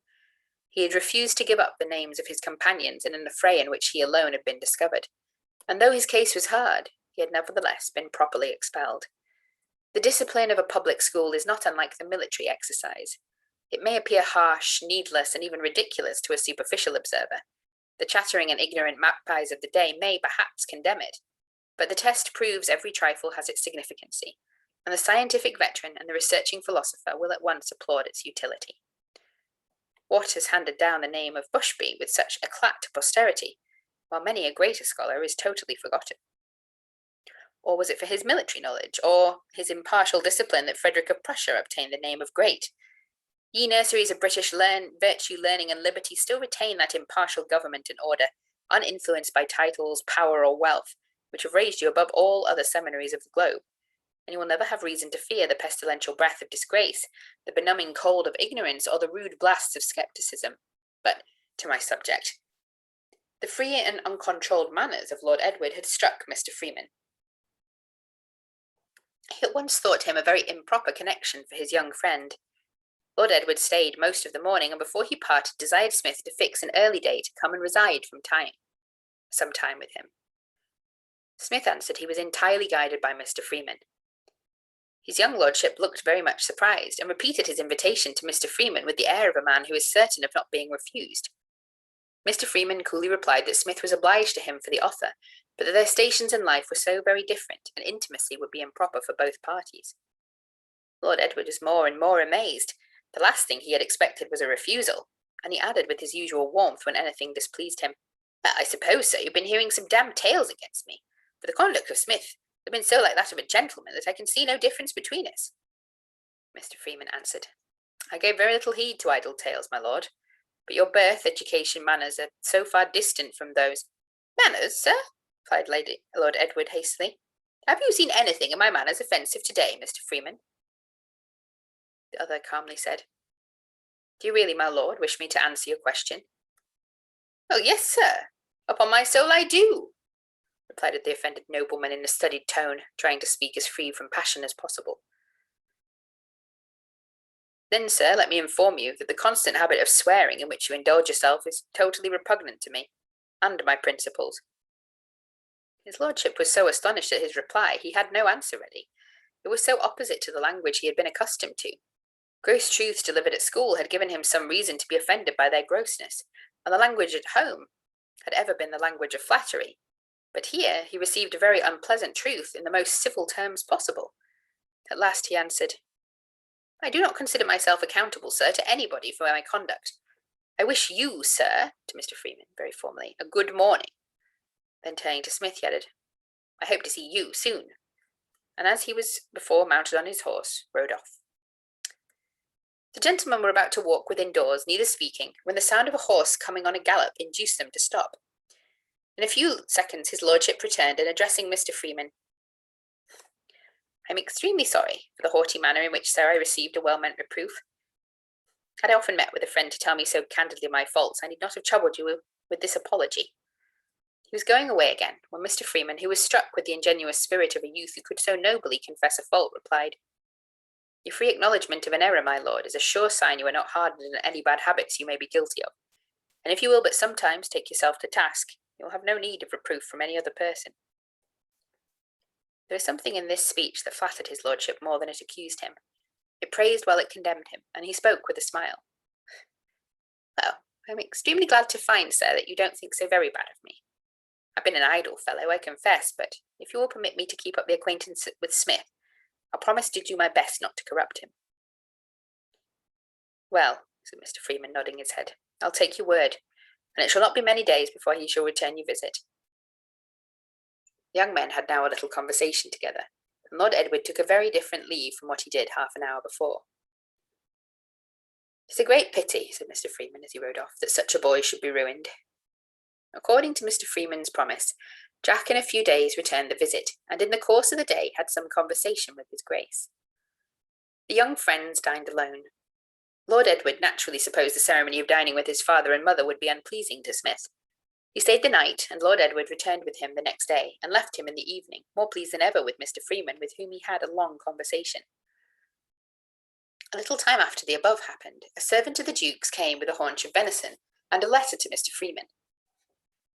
The Duke wrote himself that, understanding he had been misinformed concerning the game, he desired Mr. Freeman would sport on any part of his manor he chose. His Grace also thanked Mr. Freeman for his polite attention to his son Edward. Mr. Freeman in answer returned his thanks to the Duke for his favours, and though he seldom had occasion to encroach upon his manor, he was equally obliged to him for the permission. Thus all again breathed peace and harmony. Lord Edward was frequently at St. Donat's, and was never so happy as when he could enter the company of Mr. Freeman and his new friend. Chapter 11. Dear Venus, hide this wondrous maid, nor let her loose to spoil your trade, while she engrosses every swain, who but o'er half the world can reign. Swift. Soon after Smith had entered his 15th year, Mr. Lewis removed further from St. Donat's to a more centrical location by which his school was greatly increased. Mr. Freeman kindly embraced this opportunity to undertake the more polished part of his classical education before he went to the university. Lord Edward, who was struck at the steady attention of a youth to his studies, a youth who was as bold and spirited as himself, began to have some respect for the character of a scholar. When respect is once produced, a desire to be possessed of the same accomplishments which produce that respect will, in an active mind, quickly follow. Lord Edward therefore soon entertained a secret desire that Mr. Freeman would also favour him with some instructions, which he began for the first time in his life to think must be so necessary and advantageous. But it was many months after the commencement of their acquaintance before he signified his wish to the Duke, who had for some time been pressing him to have a private tutor, a senior student of C.C. of the name of Plausible. To one of these exhortations he answered, "Well, if your Grace will permit, and Mr. Freeman will be so kind, I will attend him with Smith and endeavour to do my best, but I never shall bear a regular tutor." The Duke instantly applied to Mr. Freeman, who candidly confessed himself both unable and unwilling to accept the task of a private tutor. Lord Edward then applied in person.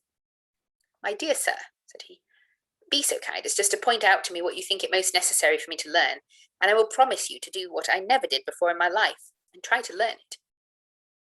In short, Mr. Freeman was so far prevailed on as to permit him to attend with Smith. At first he gave him his book and simply pointed out where he wished him to begin, and left it to his own will to learn as little or as much as he liked.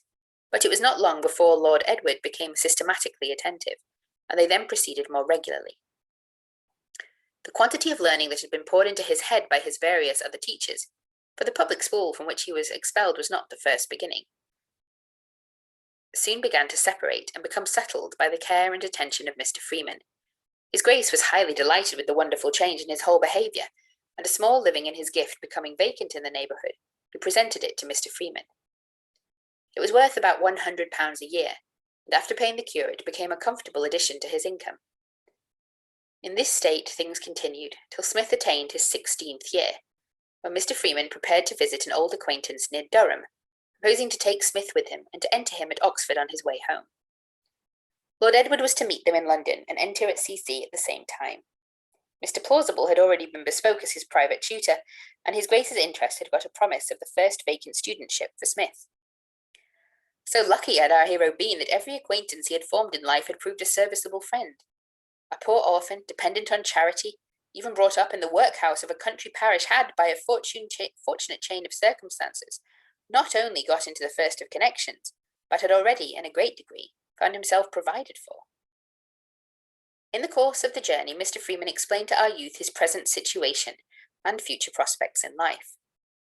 Major Grey had insisted upon his friends taking £20 a year for Smith, a larger sum he would not take, and even of this Mr. Freeman would never touch a farthing, but the overplus after paying his school and clothes expenses was regularly laid by. "This," said he to Smith, "is more than £40, and 150 will be soon due to you from Captain Willis's bounty. You have therefore near £200 to assist you at the beginning, besides an annual £70, and your studentship, and this I can assure you is a larger sum than many young men of birth and family have on their first entrance at the university. You see, then, your means. Take care you do not exceed them. If you wish to avoid evil, beware of temptation. Be not hasty in forming connections, or eager for a large acquaintance. The introduction by Lord Edward will ensure you enough. Above all things, Smith, endeavour to govern your passions. In other words, you must constantly practice self-denial, if you are desirous of being a good Christian." Smith listened to him as if an angel had spoken, and again thanked him, and hoped at all times he might have his advice. This Mr. Freeman promised him, and any other assistance in his power. They arrived with pleasant stages at Mr. Freeman's friend's, now become a high priest possessed of numerous preferments in the church, prebend of D, etc., etc., etc.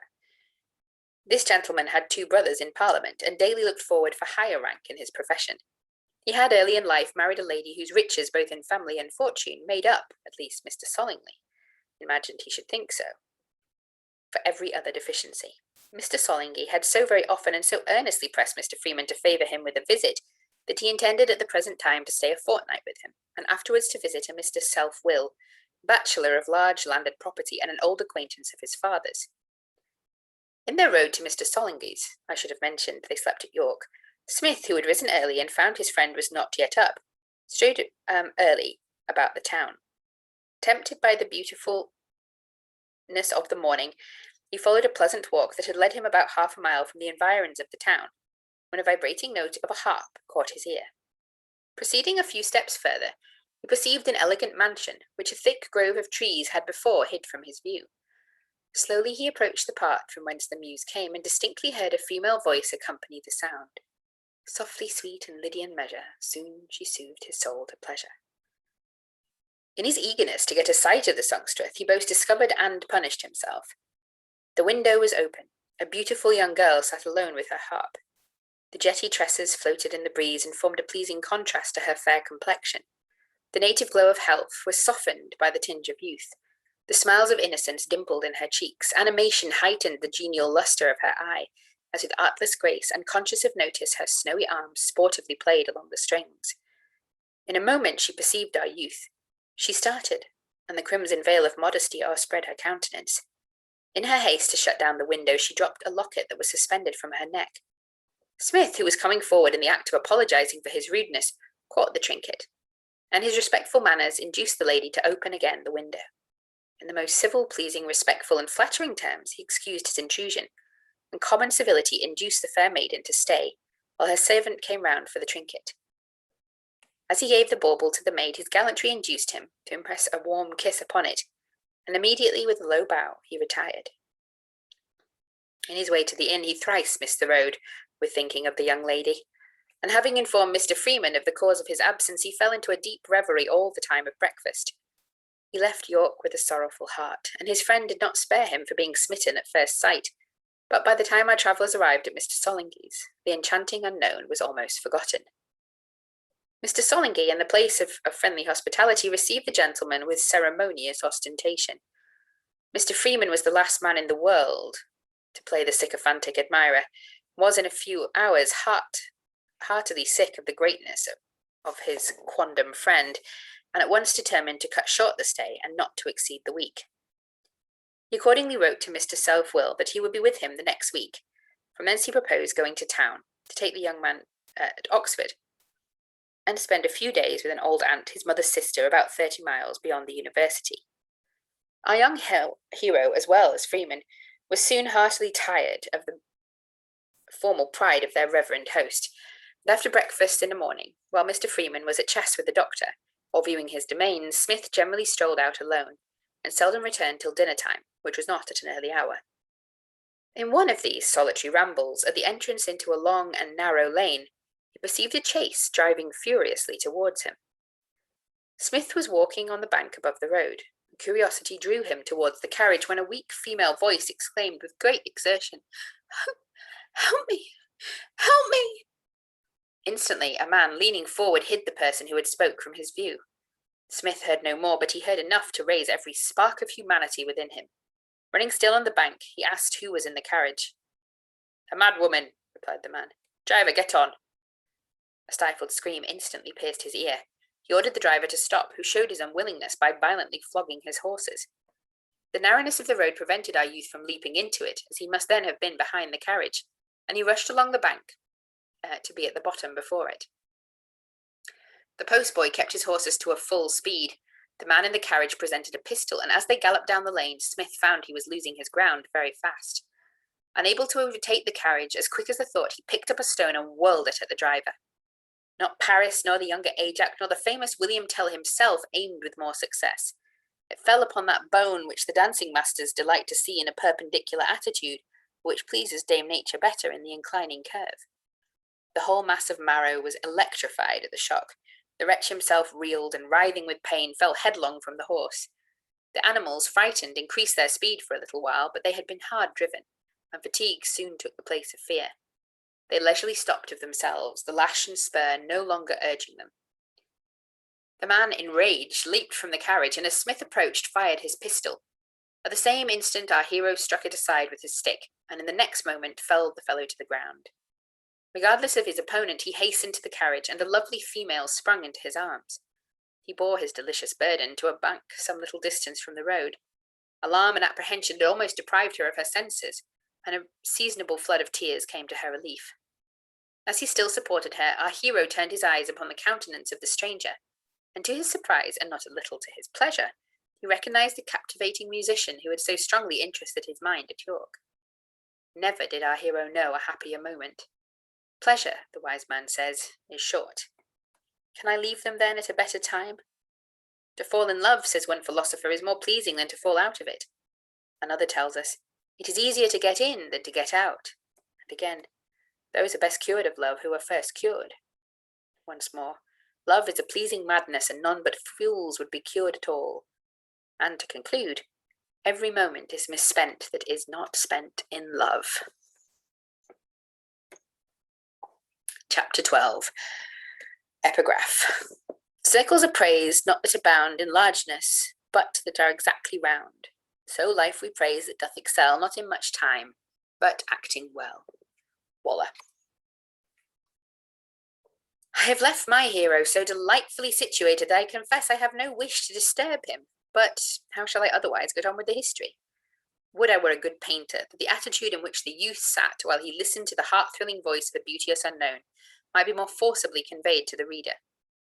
She told him that, deceived by the liveries and carriage of her father, and one of his footmen being corrupted, she had been conducted from an evening rout, and forcibly carried away towards Scotland. The fair one stopped. The villain had recovered his legs and appeared by the side of the horses. But he waited not the coming of our hero. He had already cut the traces, and mounted the saddled horse, rode furiously away. The driver too came limping up, but so hurt by the blow he had received on his back that he could with difficulty walk. Smith ordered him at his peril to prepare the other horse to carry the lady to a place of safety, and returned to his fair charge, whose tale was soon ended.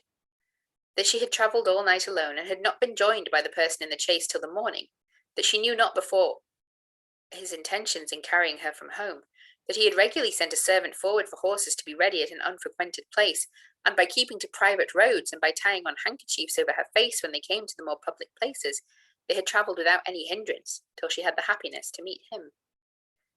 Her conduct had already told that it was not without a strenuous resistance on her part, and it would be needlessly repeat the warm and grateful thanks her susceptible heart uttered. Our hero was in ecstasies, listening with rapt attention to each word that was spoke, and in a very few moments had quaffed large draughts of love. The trinket which the fair stranger had before dropped from the window had fallen in the chase. Smith presented it to the lovely owner, who, with a smile, said, "You have saved it twice, sir. Is it worth your acceptance?" "Most willingly, most thankfully, while I wear it next to my heart, which wants not indeed anything to remind me of its mistress." He was proceeding in the true lover's style, when these delicious sensations were suddenly interrupted by the appearance of some horsemen, who, in a menacing attitude, hastened towards them. The moment the first of the party perceived the fair maiden, he checked his horse, and clapping his hand to his ear, gave as loud a tally-ho as a weak, shrill voice was able. There was something, a mixture of affectation and ignorance, so truly ridiculous, both in the note and method, that at another time Smith would have laughed most heartily, but at present other things than laughable ones employed him. A more elderly gentleman now came up, whom the younger most wilfully suffered to take the post of honour in case of an affray, but the lady instantly sprung forward, and while she called the one by the name of father, informed him that our hero was her deliverer. Thanks and congratulations passed, of course, and the gentleman's servants coming up, he ordered one of his men to dismount, and fastened his horse as well as possible in the chaise with the other that remained. In a few minutes the chaise was ready. The elderly gentleman had inquired of our hero if his residence was any distance. Smith informed him not more than a mile. Few other words passed, and with no troublesome ceremony or excessive civility, the gentleman with the fair charge took their leave of our hero. The lady, indeed, looked more than she spoke, as she again and again thanked him for his timely assistance. Smith handed her to the carriage, and silently bowing as he dropped her fair hand, a sigh burst from his heart, and spoke a language no female ear could ever mistake. Lost in thought, he stood where the carriage had left him, reviewing the strange occurrences of his twice meeting with this fascinating stranger. Every fear of a lover haunted him, and he had not recovered from the stupor in which her departure had immersed him, when the noise of horses close behind him roused his attention. Scarce had he time to turn around before he received a blow that struck him to the ground. One of the fellows, for there were two, instantly dismounted to finish the bloody work, but he meant nothing less than to be certain of his death, when an occurrence happened that for a time retarded the ever-certain blow. Ah, young man, had it been your lot to have perished at this period of your life, at the hands of the assassin here closed the book of your existence, what friend, thou hast many, what acquaintance for every one that knew thee loved thee, would not have truly mourned thy unhappy catastrophe? Just entered thy 17th year, with a person tall, handsome, and engaging, in which, through the blooming countenance and graceful form of youth, were seen the future hopes of manly beauty and commanding dignity. The dark eyes, which a clear complexion and light thin hair made more conspicuous, claimed the attention of each stranger, while an interesting face and pleasing address at once prepossessed them in thy favour. Free and innocent had been the days of thy life. Thou hast always followed the dictates of a heart naturally inclined to good, and which had been cherished and improved by the watchful eye of one who crushed at the first appearance every species of what was bad. How strangely do mankind err in the cause of their sorrow! See yonder poor wretch, the helpless victim of despair. He has lost his only child at that very moment when preparations were making to celebrate the completion of his 21st year. Born to honours, titles, and vast possessions, sprung from a long and illustrious line of ancestors, the father had fondly hoped to increase his greatness by an alliance more splendid even than his own. Disappointed, he sinks under the stroke, and an untimely grave waits to receive the last remains of this most noble family. One comfort yet cheers me, says the grief-worn parent. The virtues of my illustrious house have not perished before its titles. No, short-sighted mortal, thy son, with all his accomplishments, had he lived but one day longer, in a far more cruel way had blasted thy hopes by a marriage with one equally infamous for birth and manners. Infatuated to a specious form, he had taken pollution to his bosom, and his death alone has broke the chain of a long connection of infamy and misery.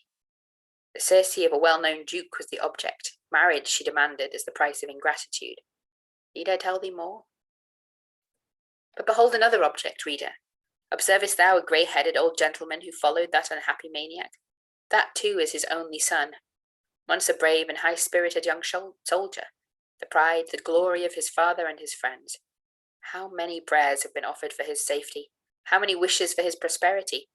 All have succeeded. He has increased his family possessions to more than a princely fortune. He has borne victory upon his helm and has been rewarded from step to step with titles and honours. Now return to his native soil to enjoy the harvest of all his glory. Reflection feasts upon his mind. Remembrance tells him a clear, unvarnished tale. In vain he calls upon oblivion. Conscience sees the moment, strikes the deep barb of melancholy in his soul, and madness, exulting, seizes on the devoted victim. Shall I point out any others to thee, reader? No, if thou wantest any more, and canst not find them within thy own reach, I am sure thou wilt never see the source of mine. I left my hero on the ground, and about to perish by the hands of two desperate villains. They were the fellow and his servant who carried off the young lady. The former, we remember, had mounted one of the post horses and galloped off. About 2 miles on the road he had met his servant waiting with fresh horses, and it was for the purpose of retrieving their prize that he returned. The lady was happily in safe hands, but Smith had soon perished the victim of his vengeance, if the appearance of other horsemen had not induced the fellow, who was off his horse, to mount again in a hurry and be gone. A gentleman and his servant who saw what happened hastily came up. The servant, without waiting for any orders, furiously pushed on after the fugitives, but the men were fresh mounted, and his own horse, a post one, was not much inclined to go any other than a road pace. Therefore he was soon obliged to give up the pursuit. He returned to his master, who, raising Smith in his arms, said in a melancholy tone, "Did you know any face like this, Dick? "Oh, the devil!" exclaimed the other. "Sure as I am alive, it's young Smith." At this moment, to the satisfaction of all parties, Smith opened his eyes and recognised his old friend Major Grey, and Dick almost lost his senses again for joy.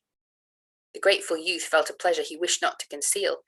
Again and again he pressed the Major's hand and anxiously asked after his health.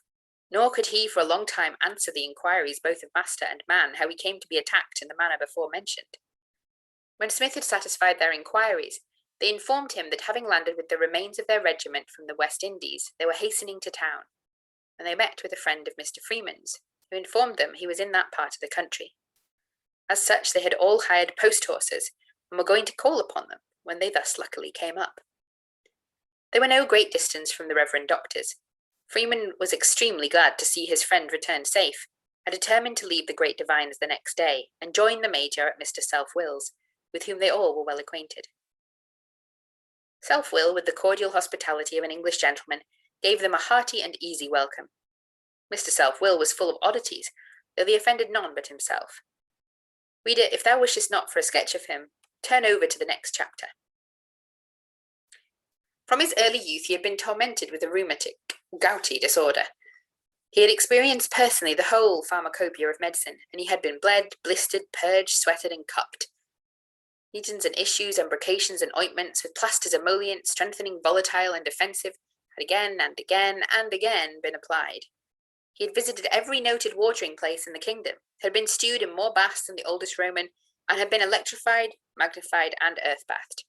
He had at different times been the subject for employment to 40 physicians, 60 apothecaries, 24 surgeons, and above 200 nurses, bathers, etc., etc., etc., and all this before he was 30. The day he arrived at that age, he gave a great dinner and sent cards of invitation to all his physical friends around him. He ordered an excellent repast, 2 courses of everything that could be got, with wines of the first flavour and kind. A large company assembled. He himself was in unusual spirits, though by the by they seldom left him. Ate turtle, turbot, venison, and turkey, and drank old hock, champagne, claret, and burgundy, in defiance of all their hints and frowns. When the cloth was removed, he thus addressed them, his swelled legs preventing his rise to give more energy to his speech. Gentlemen of the faculty, for all the favours received at your hands, accept my most hearty thanks. This day I commence my 31st year. A learned author has told me at that age a man may set up for his own doctor. I think I have received as practically personal a knowledge of physic as any man on the face of the whole globe. Henceforth, then, gentlemen, I employ myself alone, and mean to leave the finishing of my own proper person. Thus I begin to make up for lost time. What think you of this example of my medicines? The physical gentleman put the best face on the matter, highly commended the contents of his shop, and departed, too well pleased with his drugs to be displeased at their prescriber. I should have remarked, Mr. Self-Will had ever been fond of horses, and had always rode when he was able. He had a most excellent stud, which, like their master, were well doctored as the case required. Mr. Self-Will was a single man of 5,000 a year, and addicted to no particular vice. His great expenses had been in the physical way. The morning after the above dinner, he sent for his chief groom. Sam, said he, where is that famous blistering ointment that cured the bay mare's swelled legs? Oh, Lord, your honour, I thought she would never have been worth a groat again, but that stuff did wonders. I mean to try it. Sir, the ointment. Sam brought the ointment. Partial blistering, said the new doctor. I know is of no service for a general disorder. Therefore, like the mare, blister me, Sam, from the knee to the ankle. Why, your honour's surely in joke. No, come, begin. To shorten the story, Mr. Self-Will was so completely blistered in the equine fashion that no one spot of flesh was visible upon his legs for a fortnight. The discharge from the parts, the dressings, management, and so forth, my delicacy leaves to the imagination of the reader.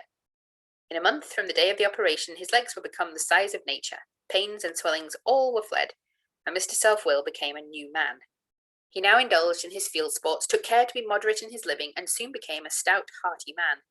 Medicines of all kinds he left off, though no more of a change of air, but generally resided at his seat in the country. But his old disorder had not entirely left to him. After a few years it returned, and the same remedy drove it away.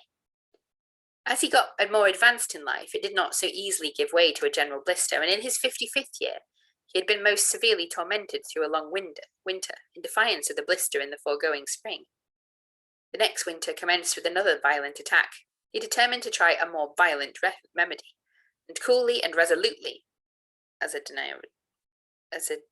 dernier resort, determined to be fired. Fired, I mean, as his favourite horses were, the wonderful effects of which he had lately witnessed in destroying the bony swelling of 2 large spavins in an old favourite hunter. His letter to Mr. Freeman on that purpose, written the last autumn, was to this effect: I am determined to be fired, in spite of the foreboding exclamation of everyone in the house. The only difficulty is, I can get no one to do it. My groom absolutely refuses, the farrier is alarmed and unwilling, and I have sent for a more famous horse doctor, a Scotchman from the brave city of Edinburgh. I have not the smallest idea of it being a fatal operation, and as for pain, what will a man of resolution not bear to get rid of a continual one? In the second letter in the spring he says, 'Tis at last done, and most completely. The wounds occasioned by the firing took a long while to heal. All now is sound and well. I wish to my heart I had been fired at 21.